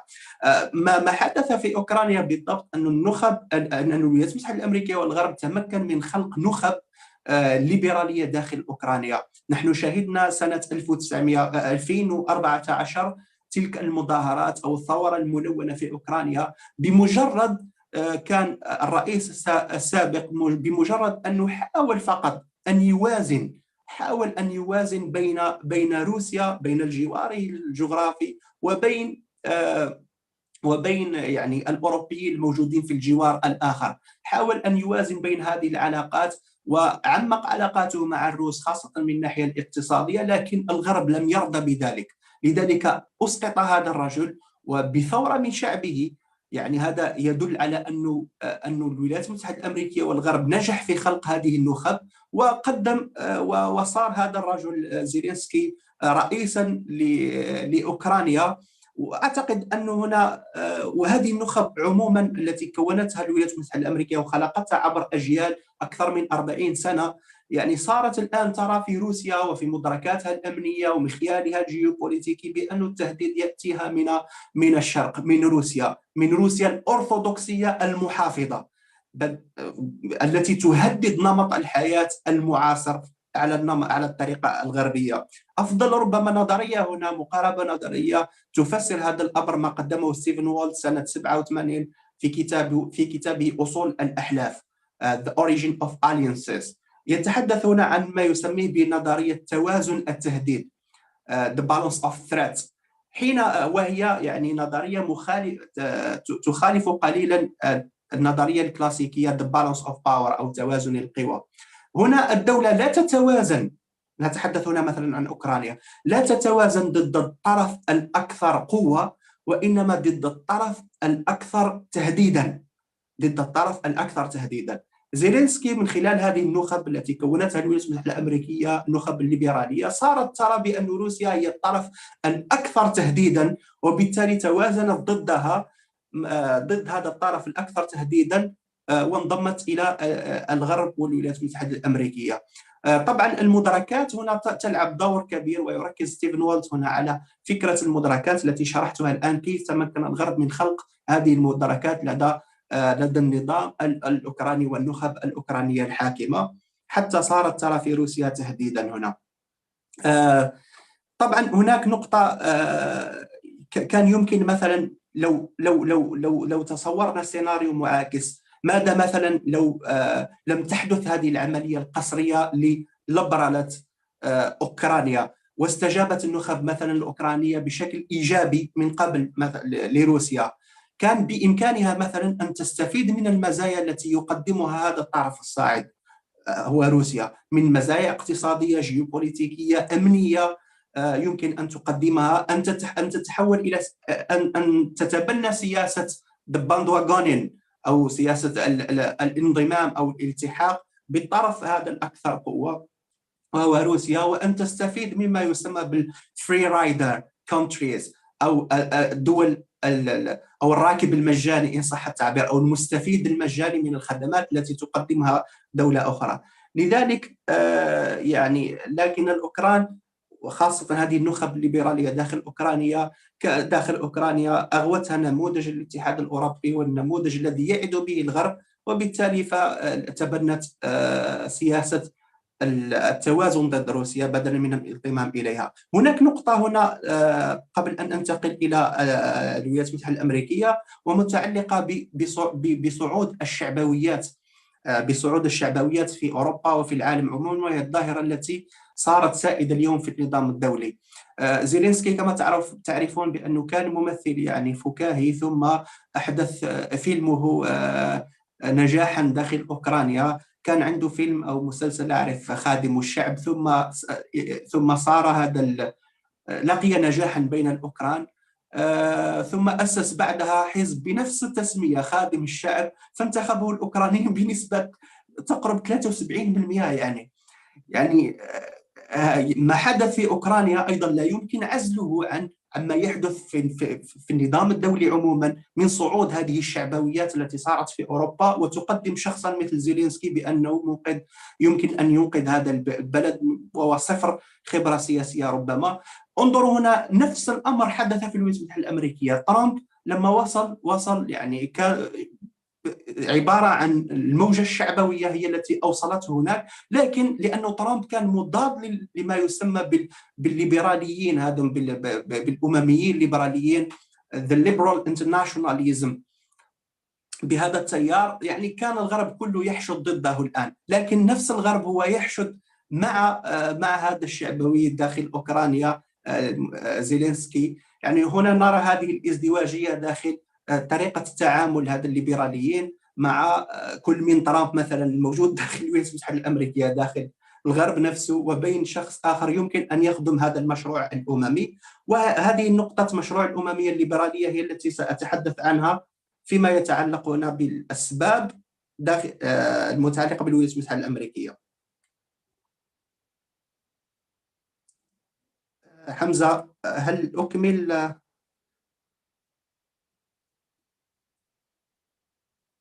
Can I briefly talk about Ukraine and then you can talk about the third set of reasons? أوكي. أتحدث الآن عن الأسباب المتعلقة بالولايات المتحدة الأمريكية. بالنسبة لأوكرانيا يقول أن ترجيح التفكير الإيديولوجي على التفكير الجغرافي. بالنسبة للولايات المتحدة الأمريكية كان هناك ترجيح للتفكير الليبرالي على التفكير الواقعي وتجاهل المنظور الواقعي في السياسة الدولية والسياسة الخارجية للدول. طبعا ما هو معروف في الولايات المتحدة الأمريكية أنه منذ الحرب العالمية الثانية، منذ أن خرجت من عزلتها، صار أكثر تيار كان مسيطر داخل السياسة الخارجية الأمريكية والذي هو تيار الليبراليين أو the liberal internationalists.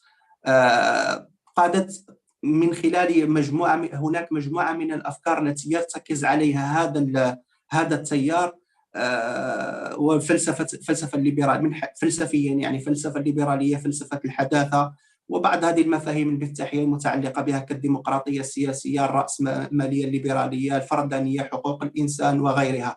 لكن في العلاقات الدولية حينما نتحدث عن الليبرالية في العلاقات الدولية فنحن نتحدث عن منظور لكيفية اشتغال العالم، كيف يشتغل العالم وما هي الدوافع المحركة لسلوكات الدول بالضبط.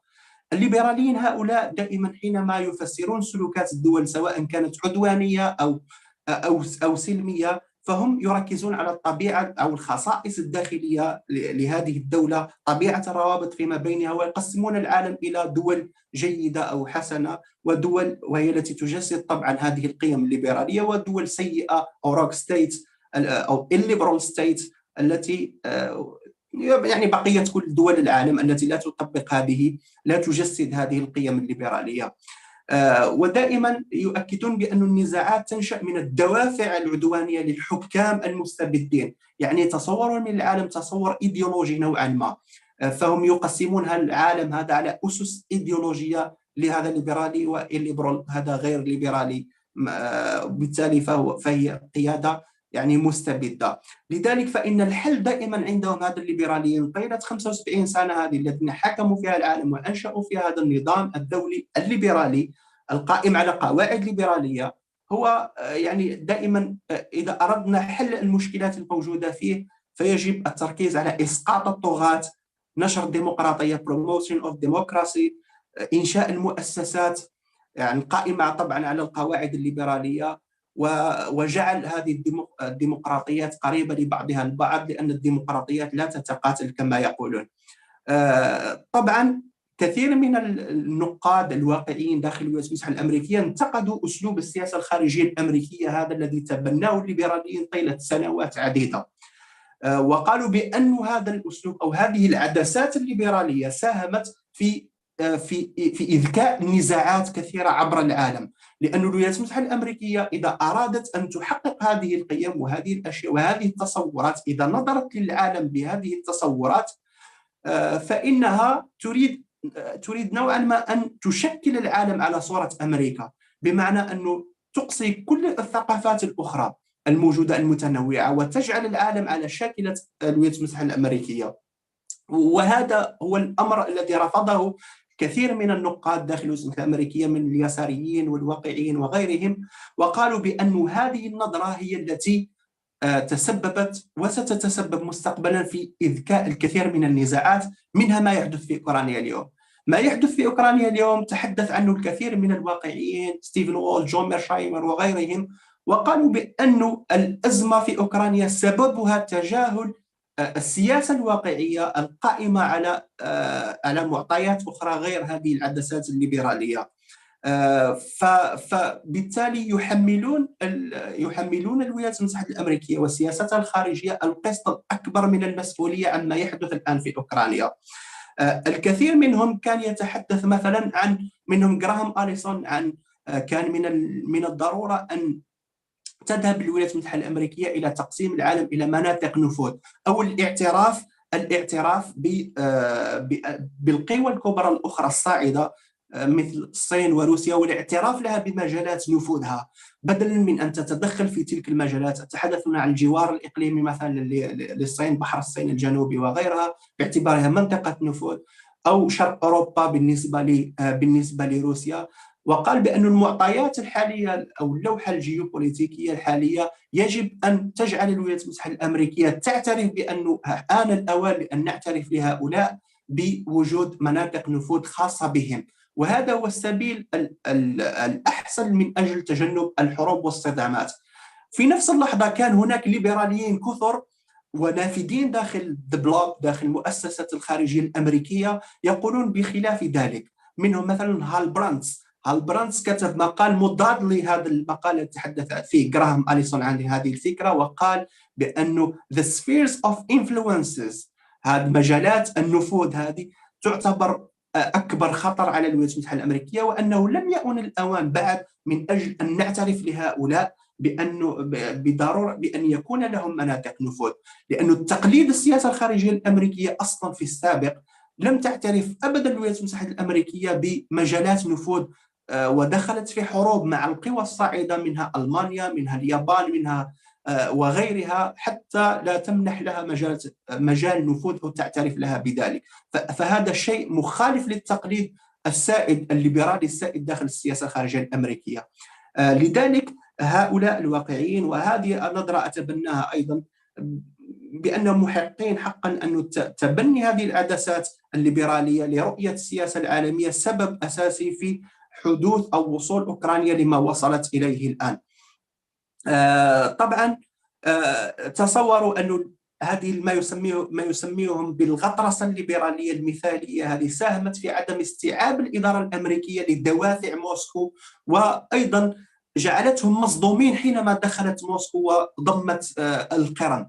لم يكن يتوقع ذلك نظرا لأنهم كانوا يعتبرون، والمشكلة هنا أنه نفس الإدارة الأمريكية أو نفس الأمريكيين في تاريخهم وتقليدهم كانوا يرفضون أن تتدخل أي قوة أخرى يعني في النصف الغربي للعالم، the Western Hemisphere، الذي تهيمن عليه الولايات المتحدة الأمريكية. مبدأ مونرو الذي تحدث عنه قبل قليل الدكتور سامي، وحتى أنه مثلا إدارة ريغن ذهبت إلى إسقاط ذلك النظام في نيكاراغوا، نظام صغير ودولة صغيرة جدا، فقط لأنه نظام متمرد على الإدارة الأمريكية. يقول الواقعيون هنا لماذا إذن كيف تريدون من دولة مثل إذا كنتم ترون بأنه نيكاراغوا تهدد الأمن القومي الأمريكي وذهبتم إلى إسقاطها، فكيف لم تستوعبوا مثلا تصرف روسيا الآن وهي قوة عظمى يعني صاعدة، وكيف لم تتمكنوا من فهم الهواجس الروسية، من تحرك الناتو باتجاه روسيا وتغيير الأنظمة بشكل متوالي في شرق أوروبا وضمها إلى الناتو. لذلك فهذه الأخطاء الكارثية للنزعة الأممية الليبرالية أحد الأسباب الأساسية. كان المفصل هنا الوعود التي قدمها إدارة جورج بوش سنة 2008 بضم كل من أوكرانيا وجورجيا إلى الناتو. يعتبره الكثير من الباحثين وحتى الأمين العام السابق للناتو بأنه أكبر كارثة أو خطأ استراتيجي ارتكبته الولايات المتحدة الأمريكية، ذلك الوعد بضم كل من أوكرانيا وجورجيا للناتو. وكتب وقتها جورمان شارمر بعدها بأنه سماها بأن أوكرانيا هي خاطئة الغرب، وبأن هذه الأوهام الليبرالية ساهمت في بروفوكد بوتين، أو ساهمت في استفزاز بوتين، وهي التي ستؤدي إلى حدوث حرب ومواجهة في أوكرانيا، وهو ما يحدث الآن بالضبط. طبعا هناك الكثير من الأسباب المتعلقة بذلك، سأكتفي بهذا الأمر ثم أتحدث فيما تبقى من وقت عن آثار هذه الحرب على العلاقات الصينية الأمريكية وعلى بنية النظام الدولي. Thank you, Mr. Jalil. So here we're going to try to draw this dichotomy between the US and Ukraine. So starting with Ukraine, Ukraine has both ideology over the strategy. In that sense, we're talking about liberalism. Ukraine has focused on the, shall we say, the promise of liberalism instead of focusing on the situation in the ground. This was best addressed by Robert Kaplan in his book, Revenge of Geography, in which he said that states, like usually, seek allies outside of their geographic circle for the purpose of protecting themselves from stronger neighbors. Taiwan and China is another similar case to this. This creates, in the long run, a perpetual crisis. The Ukrainian president has ignored this geographic inevitability, and they try to adapt the Western liberal order and adopt liberal thoughts, again, putting ideology over geopolitics. Relevantly, the US was able to create Western thinking elites in Ukraine. It has cultivated Western thinking elites for the last 40 years. This was best demonstrated by overthrowing the former Ukrainian president, who tried to balance the two sides, the US and Russia. This just shows how deep the influence of the US has reached inside Ukraine. Those same elites has perpetuated a perception that the threat will come from the East, going back to the idea of the revenge of geography. Another approach that gives us good insight into this is Stephen Walt's book, Origin of Alliances. This presents a slightly different paradigm from the balance of powers. It focuses on what he called the balance of allies. In the case of Ukraine, they try to address not the strongest side, but the side that poses the largest threat. So in that case, it was Ukraine in their perception. Mr. Jalil has tried to present or paint a different scenario. What if this so-called liberalization, as he puts it, has not happened in Ukraine? Ukraine in that scenario would have been able to benefit from the rising powers of Russia. It could have been very easily a free rider, as he puts it. But again, those liberal elites were enchanted, so to speak, by the promise of the West. Another point to put into consideration here, which also carries over to the US side, is the rise of populism in Eastern Europe and globally. The current Ukrainian president himself was actually a popular actor who went into politics riding off his popularity, of his status as a celebrity. In that case, populism played a large role. And also it shows how populism, or the rise of populism and far-right ideologies, has risen in Europe and globally. Trump can be compared to the current Ukrainian president, but here's where things get a bit cross-haired. Trump was also a populist, and the West was against it. But at the same time, they were not against another populist in the name of Zelensky, the current Ukrainian president. This brings us to the third reason, US. The US has put geopolitics over ideology. Again, Ukraine was ideology over geopolitics, while the US was geopolitics over ideology. For the last 50 to 75 years, liberalism was the dominant ideology.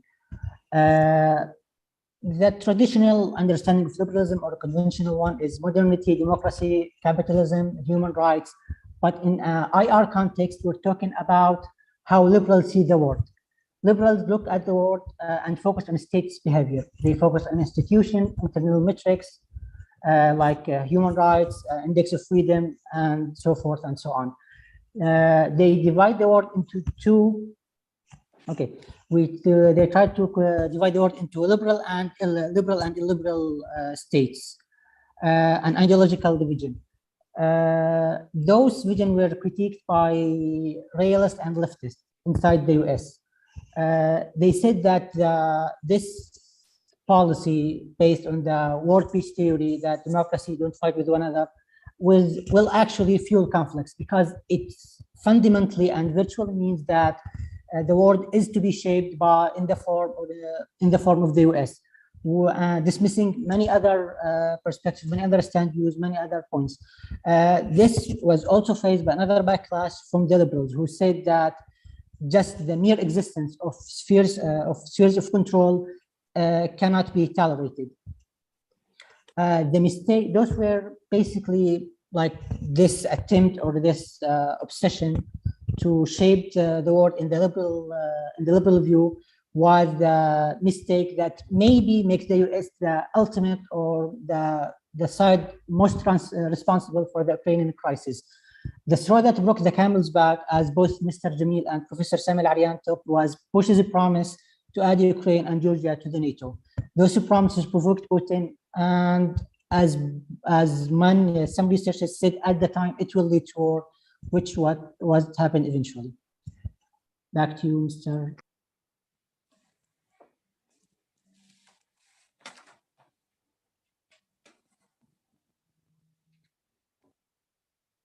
Yes, أعتقد بأن الوقت لم يتبقى. So I have 3 minutes, right? Yes, Mr. Jalal, if you could conclude, Yes, make some concluding comments. Try to conclude.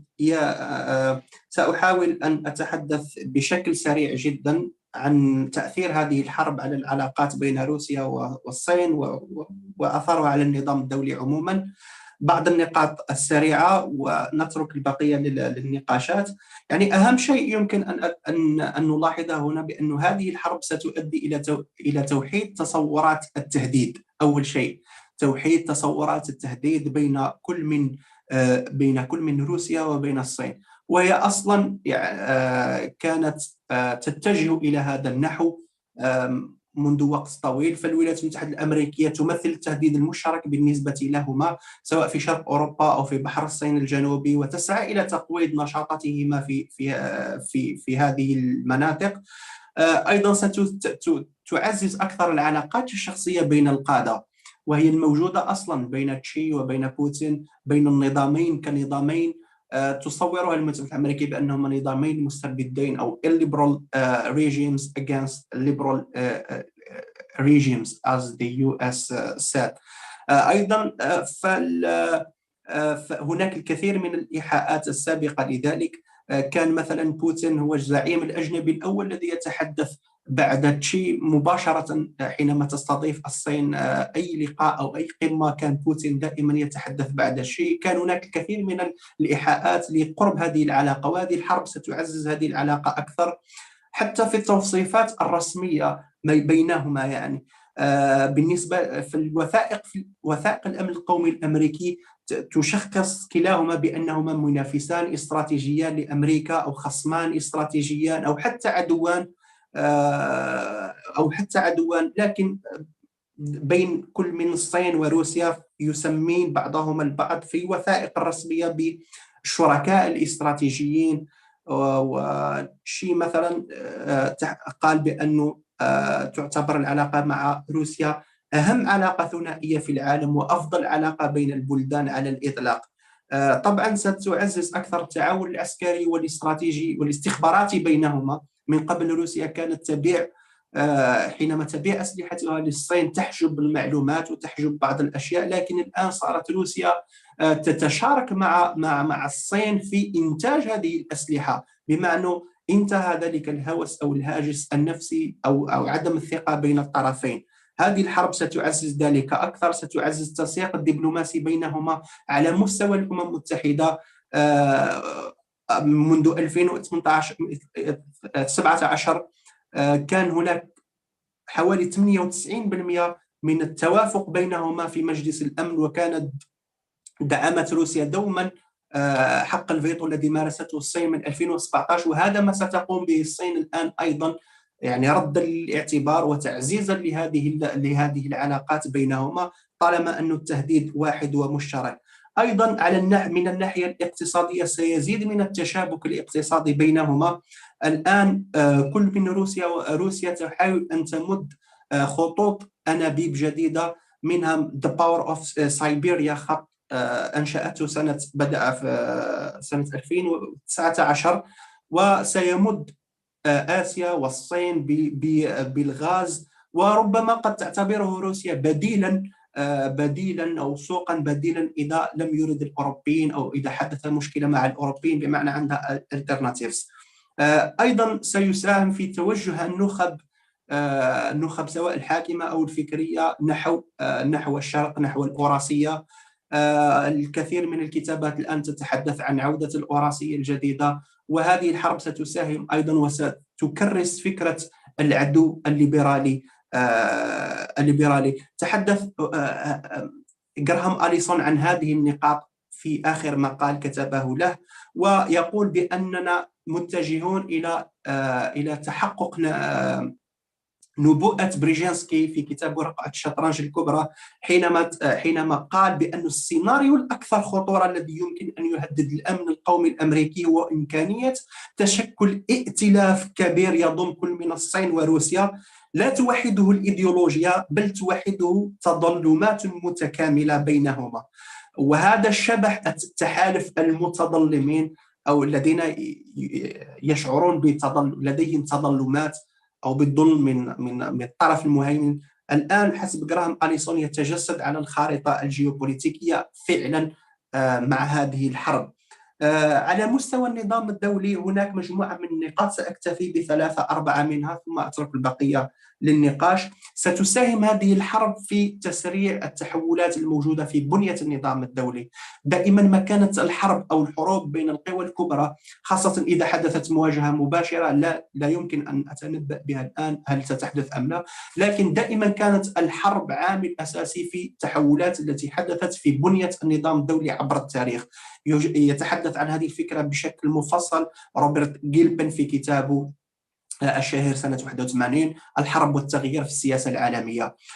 طبعا هذه الحرب الحرب الأوكرانية ستسرع من هذا التحول، وستكون هذا التحول الذي بدأ يعني منذ سنوات، تعتبر هذه أقصى مرحلة وصلنا لها بعد الأزمة الاقتصادية 2008 أو قبلها غزو العراق وغزو أفغانستان، ثم تلك الأزمة، ثم هذه الحروب المتتالية. هذه الحرب التي جعلت القوتين العظمتين متصادمتين بشكل مباشر تقريبا ستسرع أكثر من هذه التحولات على مستوى بنية النظام الدولي. لما نتحدث عن بنية النظام الدولي فنتحدث عن توزيع القوة داخله، طريقة توزيع القوة الاقتصادية والعسكرية أساسا بين الفواعل هذه الكبرى هو الذي يحدد النمط، ثنائي أحادي أو متعدد الأقطاب، وأعتقد بأننا متجهون نحو هذه التعددية أكثر فأكثر. أما من ناحية سماته أو إيديولوجيته، وهو هذا النظام القائم على أسس ليبرالية أو النظام الدولي الليبرالي The Liberal International Order، ستحدث هذه الحرب انتقالا أيضا في سمته الأساسية أو هذه الكلمة الليبرالية. لن يبقى ليبراليا محضا، وربما هو أصلا لم يكن ليبراليا، هو يعتبر نظاما محدودا أو bounded order حسب تعبير جون ميرشايمر، كان من قبل لم يكن ليبراليا إطلاقا. لكن هذه الحرب ستجعل يعني سمته الليبرالية تصير أكثر محدودية في النصف الشرقي من العالم، في حين أنه سيكون نظاما اجنوستيك او الحادي ان صح التعبير، او واقعيا، بمعنى انه لا يهدف الى ترويج ايديولوجيه معينه نحو الدول الاخرى، مثل ما يهدف النظام الليبرالي في النصف الشرقي من العالم، اين تتركز الان مصادر القوه الاقتصاديه والجيوبوليتيكيه في شرق العالم، خاصه منطقه بحر الصين الجنوبي وشرق اسيا، مع صعود هذه الاقتصاديات في آسيا وانتعاش آسيا من جديد. لذلك أهم أثر هنا أراه بأنه والذي تراهن عليه روسيا في هذه الحرب، بأنه كل هذه العقوبات التي يتحدث عنها الغربيون من العقوبات الاقتصادية وغيرها محسوبة مسبقا، لأن العالم كله يتوجه اقتصاديا نحو شرق آسيا، جيوبوليتيكيا نحو أوراسيا، وبالتالي فلروسيا حسب جغرافيا، دائما هنا الجغرافيا تلعب الدور الأساسي والمحوري. تموضع الجغرافي لروسيا الآن يسمح لها بأن والشاسع على هذه الرقعة يسمح لها دوما بأن يكون لها بدائل في شرق العالم كما يكون لها بدائل في غرب العالم. فنحن متجهون أكثر الآن إلى نوع من الستار الحديدي، ما يشبه الستار الحديدي في الحرب الباردة، لكن الستار من نوع آخر يفصل هذا العالم بين شرقه وغربه. هناك الكثير من الأشياء أيضا التي ستتعزز منها ما سميته من قبل بجاذبية هذه القوى التعديلية الصاعدة، جاذبية أيضا الأنظمة هذه التي صارت تقدم نوعا بديلا عن النظم الديمقراطية، مثل النموذج الروسي في الحكم أو النموذج الصيني في الحكم، أو ما سميته في إحدى الدراسات من قبل ب the manhood state أو دولة الرجولية إن صح التعبير. الدول التي يحكمها القادة والدول التي تحكمها يعني القيادة أكثر من المؤسسات الديمقراطية مثل ما هو موجود في الغرب مثلا عموما، سيصير هذه النماذج جاذبية أكثر، خاصة لبعض القوى المتوسطة والثانوية في شرق العالم، سواء في منطقة بحر الصين الجنوبي أو في منطقة شرق أوروبا أو حتى في أمريكا اللاتينية. بالنسبة لأمريكا اللاتينية أيضا هناك تخوف كبير من الباحثين الأمريكيين والإدارة الأمريكية أن تتجه الصين وروسيا إلى الاستثمار أيضا إلى التغلغل أيضا في النصف الغربي للعالم، في الحديقة الخرفية للولايات المتحدة الأمريكية في أمريكا اللاتينية. هال براند كتب مقال دراسة سنة 2001 عن عودة الجيوبوليتكس وعن مكانة أمريكا اللاتينية باعتبارها منطقة تنافس جديدة يعني بين القوى المتصاعدة، ويقدم نماذج أو أمثلة كثيرة من كل من الصين، السياسة الصينية والسياسة الروسية لهذه المنطقة، ويحذر أيضا من أنه الوقت قد حان لهؤلاء لأن يستثمروا هم أيضا في أمريكا اللاتينية أو يتواجد يخلق لهم مناطق نفوذ داخل الحدائق الخلفية للولايات الأمريكية. هذه الحرب ستكون دافعا أكثر. كثير من المحللين يقولون بأنها ستشجع أيضا سلوكا مشابها للصين في تايوان وغيرها. أيضا نقطة هنا هي جاذبية القوى الصلبة الروسية. دائما ما كانت القوة الناعمة للولايات المتحدة الأمريكية وللغرب ذات صدى كبير. الآن حينما يرى العالم ما يمكن أن تحدثه القوة الصلبة الروسية، القوة العسكرية الروسية في أوكرانيا، أو تغيير الوضع القائم، كثير من الدول أصلا سابقا قبل هذه الحرب اتجهت إلى تعزيز العلاقات العسكرية وشراء أنظمة الأس 400 حتى من داخل حلفاء الولايات المتحدة الأمريكية. يعني كثير من الدول اتجهت نحو روسيا نظرا لفاعلية هذه النظم الجديدة العسكرية. هذه الحرب ستثبت أيضا بأن الروس بإمكانهم أن يروجوا لأنفسهم من خلال ويكون لقواتهم العسكرية نوع من الجاذبية. نحن بصدد تغير حتى في المصطلحات الأساسية التي كنا نتحدث عنها من قبل. صعود النزاعات القومية داخل النظام الدولي والشعبويات أيضا. لا تنسوا بأن أوروبا، قلب أوروبا أو البلقان، تعتبر منطقة غليان. كانت منطقة غليان في سنوات التسعينات في البوسنة، في بوسنا والهرسك، في كوسوفو. كثير من الأقليات الأرثوذكسية هناك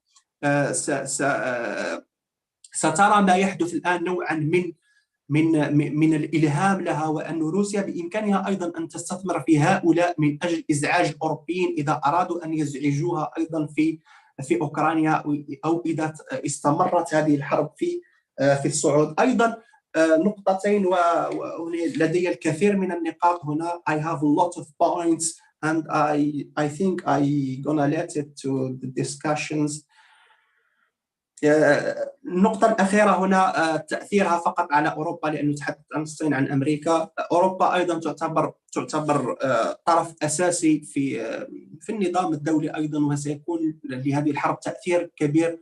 تتحدث إحدى الباحثات في مقال مؤخرا في الفورين أفيرز عما تسميه بالتعديل، عما تسميه بإعادة هندسة النظام الأمني الأوروبي الأطلسي أو الهندسة الثالثة. تحدث الآن. كانت الهندسة الأولى سنة 45 مؤتمر يالطا حينما تم تقسيم مناطق النفوذ بين القوى الكبرى. الهندسة الثانية للنظام الأمني في أوروبا والنظام الأمني الأطلسي كانت سنة 89 مع سقوط جدار برلين. الآن نحن بصدد هندسة أمنية أو نظام أمني جديد أوروبي أطلسي بصدد التشكل بسبب هذه الحرب أساسا. وقد لاحظتم كيف اتجه الحلفاء الأوروبيين كلهم إلى تأييد المساعي الأمريكية.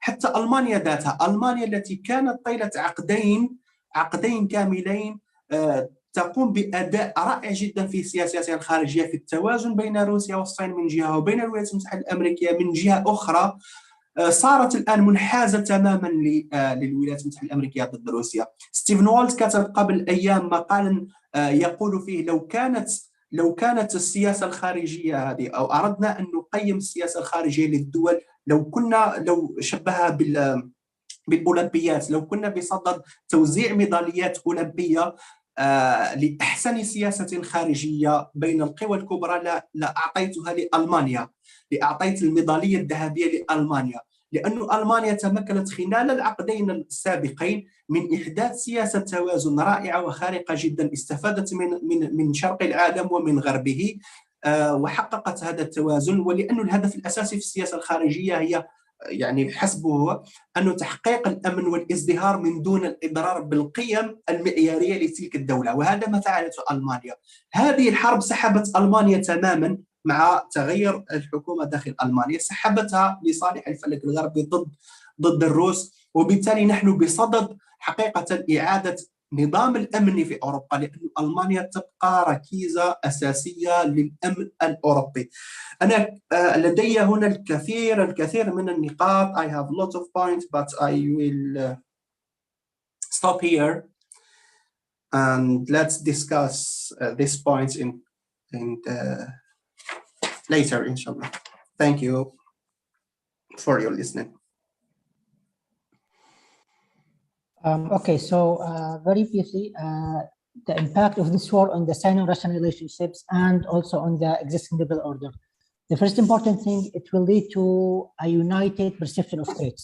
We're talking here about Russia and China and their feeling of threats from the US. This will play out in several ways. First, it has and will deepen personal relationships between Putin and Xi Jinping, the Russian and Chinese president. This will also lead to greater cooperation in diplomacy and economics. As long as those two sides have a common threat, they will remain united. Many also wrote about how the elites of the world are looking eastwards. Many wrote about the return of Eurasia. As written in the book Grand Chessboard, the most dangerous threat for the US national security is the establishment of a large alliance, not formed on the basis of ideology, but on the basis of grievances. This is happening already today. As goes the international order, this will have mainly three effects. It will accelerate changes in the structure of the liberal order, as what happens always with war. Secondly, it will create a new balance of powers between a unipolar world, bipolar, or multipolar. We should wait and see. The ideology or natural identity of this existing liberal order will also be altered. It will not be purely a liberal world anymore. It will be more of an agnostic, realist order, more ruled by strategies and interests. A new Iron Curtain is forming, another manifestation of these changes. It will be one of different East and West, of East and West. Also, another change is models like personal state and personalist regimes will become more tempting. Another change is that soft power is kind of taking a backseat for hard power, as seen as more states are thinking it's more effective. Case in point, Ukraine and Russia. In Europe, as it is a primary side in what's happening, there's a new architecture of security being shaped. It's the third one following the second one, which was after the fall of the Berlin Wall. A notable aspect of this is Germany fully siding with the US after maintaining a very delicate balance for the last 2 decades. Thank you very much. Yes, always. Thank you very much for both of our participants. We are fully out of time at this moment. There's a number of questions. I'll ask one question and then we will conclude. Recently, the UN has published its final conclusion of the vote in the General Assembly. Only 6 Muslim countries abstained. None of them voted against the UN resolution. 6 countries abstained: Algeria, Kazakhstan, Iran, Iraq, Pakistan, and Bangladesh. The rest voted in favor of the resolution, asking or demanding that Russia pull out of Ukraine. What does this vote in the UN General Assembly tell us about the future formations of alliances in the international order? Well, as you know, most Muslim countries, with very few exceptions, they really are not really independent. They don't really have what is called sovereignty, making decisions based on interest. They are mainly manipulated by the great power rivalry and by the relationships that exist today. And it's no secret that the United States holds huge leverage and power over many of them. And this is a time where they are not permitted to stray away. I mean, there are cases where that gives them the space, gives them the ability to cover their tracks because of certain domestic considerations. But this is huge vote because it wants to show that Russia is isolated and that they have very few votes in their favor. I mean, even those who have extremely delicate relationship with Russia, such as Pakistan, such as Iran, they abstained. I mean, they didn't even vote with Russia, obviously for several reasons. Part of it is also because they don't believe in invading other countries. They have to be consistent. But nevertheless, they do have lots of concerns about how the West has been pushing Russia to invade Ukraine and how they really have very little choices considering the geopolitical risks that were taking place at their borders. So just to answer this question about what does it tell us about the international order and when the Muslim nations are, pretty much they are not independent, they're not sovereign. Many of them were given some leeway in establishing relationships with Russia. I think now the US is going to have tremendous pressure on them to choose sides. There are countries such as Algeria, they have historic relationships with Russia. They're not going to adhere to that kind of pressure. There are ones that had historical relations, but they shifted, like Egypt, long time ago, over 40 years ago. They are mainly dependent on Western largesse, IMF and other aids. So but they were given some leeway to have a relationship with Russia. Now they cannot stray from that. They have to adhere to to Western and American dictates. And there are countries which are traditionally opposing to the West, such as Iran, for example, in which the West knows that they can't really control their decisions. At the same time, Iran has to be consistent with some of its policies, and it also has its own small rivalry with Russia. But when it comes to the big issues, it's going to side with Russia, and indeed, that's what happened here, and that explains its abstention. So what does it tell us about the Muslim world? We lack sovereignty, we lack independence, we lack strategic thinking. If, as I said in my remarks, if we are going to look at the real interest of any small nation, let alone the Muslim world, we really need to have multipolar world. That a unipolar world is always not in our favor.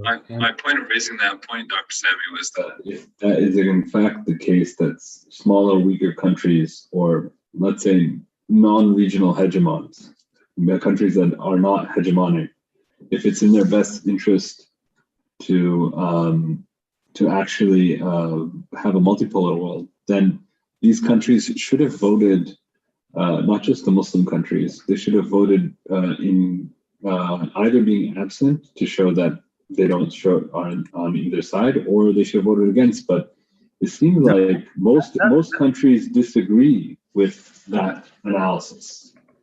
It's not about disagreeing, it's about the balance of power. They cannot, because the Americans are gonna come and have a ton of bricks. It's the moment of either you're with us or against us type of thing. So if they have an IMF loan in the waiting, if they have some aid in the waiting, if they have some kind of whatever leverage the US may have over these small, even the use of the dollar. I mean, the US has been increasingly using this weapon. This has been weaponized. That's a new phenomenon, and they perfected it now in the era of the unipolar.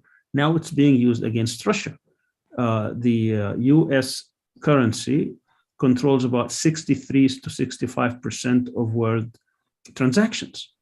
And if you're going to defy the US, look at what happened to Iran's economy. Look what happened to the Russian economy. Look what happened to other kinds of Venezuelan economies.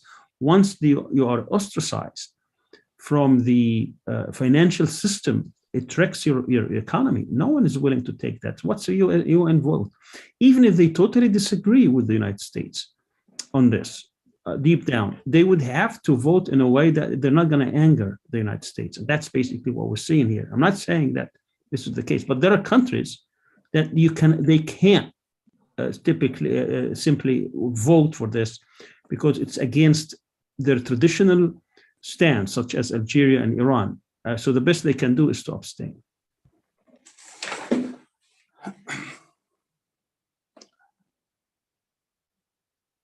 I have a comment. Yes, go ahead. Yeah, and I will make it in English because of the lack of time. I try it in English now and comment about the same point. When we talk about the Muslim world, we cannot talk about the Muslim world as a unit, as you know. There are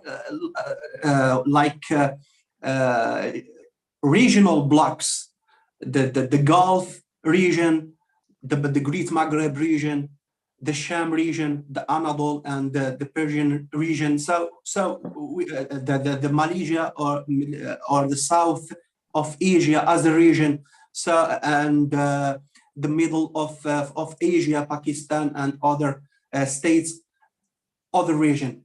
So the relationships in terms of strategy, it will not be the same for each of these powers or these countries. So the relationships of Algeria, for example, with Russia or with China or with the United States will be different if you compare it with others. So here the geography play the main role in this regards.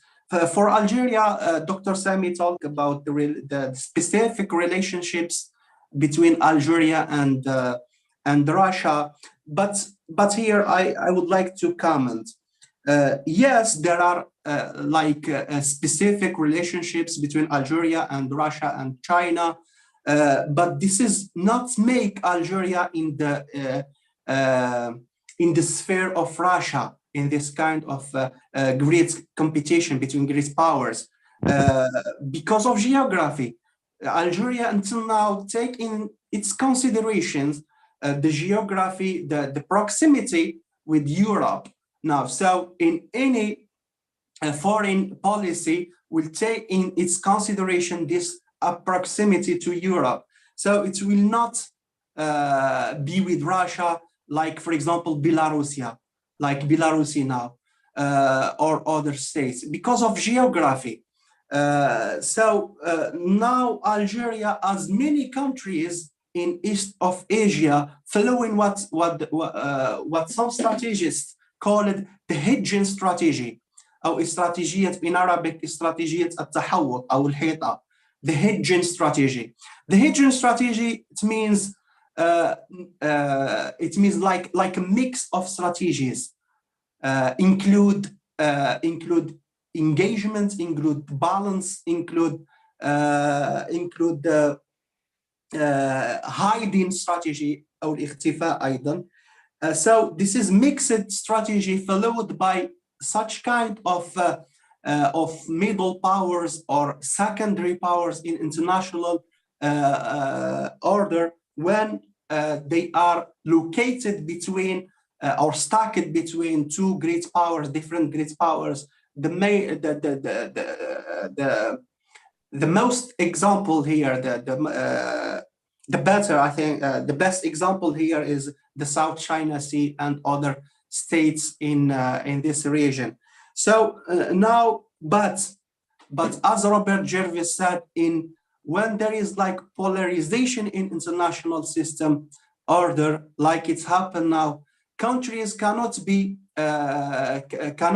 follow such kind of hedging strategy. It will be with or against this power, with this power or against it. But now some countries in Muslim worlds have such advantage, geographical advantage. It's so far from this rivalry, like for example now Algeria, or take other states.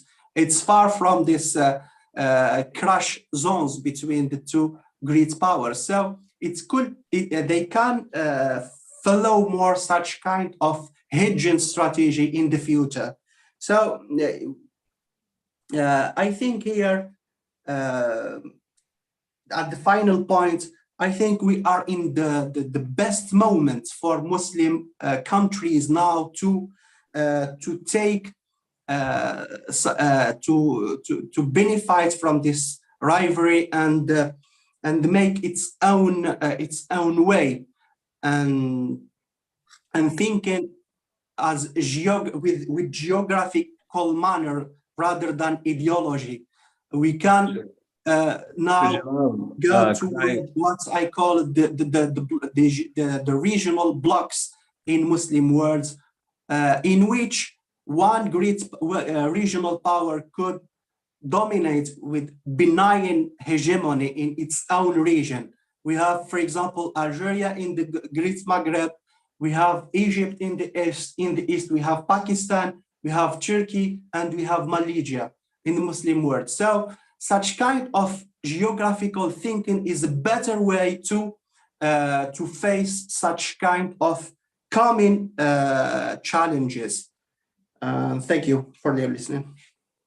One of the challenges that this is the last comment that I will make, and then I'll give you time to also say your concluding remarks. We're direly over time.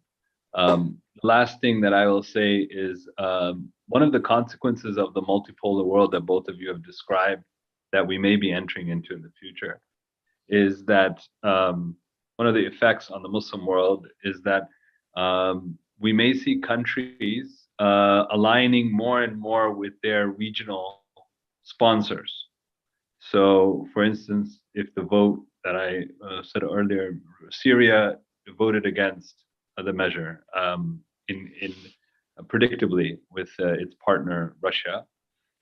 So how will that bear on the consequences of a more codependent, cooperative Muslim world? If we move towards multipolarity, if in fact this is working in our advantage, what we might see predictably is that Muslim countries or smaller states will start to vote in favor of their sponsoring powers and not in favor of cooperation, interdependence, coordinated action, open borders, certain policies that will bring Muslim countries together rather than apart. So maybe this is a conversation, a general conversation, but in light of the Ukrainian points that you made of multipolarity, how will this bear on future cooperation between Muslim states? I mean, it seems like we'll be moving towards a more divisive Muslim world. And also your concluding remarks. If you Very have well, thank you. It's a good question. Let me make 2 points because of the time. My first point had to do with the what you call, there are sins of omission and sins of commission. So the fact that you have unipolar power in the world, that puts you right in front of that power. You have very little maneuver. And then if you are at the receiving end of that power, you are really suffering. And I think we've seen that in many cases in the past quarter century, particularly in Iraq, Afghanistan, and other places. So-called global war on terror. You really have very little maneuver to get away from that power once they set their sights on you. But once you have a multipolar world, what happens is that that power now has to extend a considerable amount of time trying to face that other polars. You know, whether it's China or whether it is Russia, they're going to pay very little attention to the smaller powers, and particularly to movements or peoples. We've seen the Arab Spring movement coming in the midst of the unipolar moment. And there was very little maneuver, because once the United States decided that they are not going to be in favor of the people gaining their own independence and setting up their own governments, they let these small powers basically do whatever they want with their people and get away with it. But these kind of calculations, I'm not saying that it's going to be for or against, but it gives you more room to maneuver, more room, more space to do certain things, and they're not going to pay a lot of attention. And it's a good thing that we, when the great powers, particularly the United States and other great powers, don't pay much attention to you, that gives you a little bit of room to do whatever you want to do, hopefully in the direction of movements and countries that are changing for the best of the people.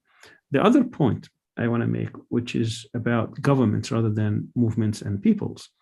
Again, governments, particularly those who are trying to become independent, who are trying to assert their power, their sovereignty.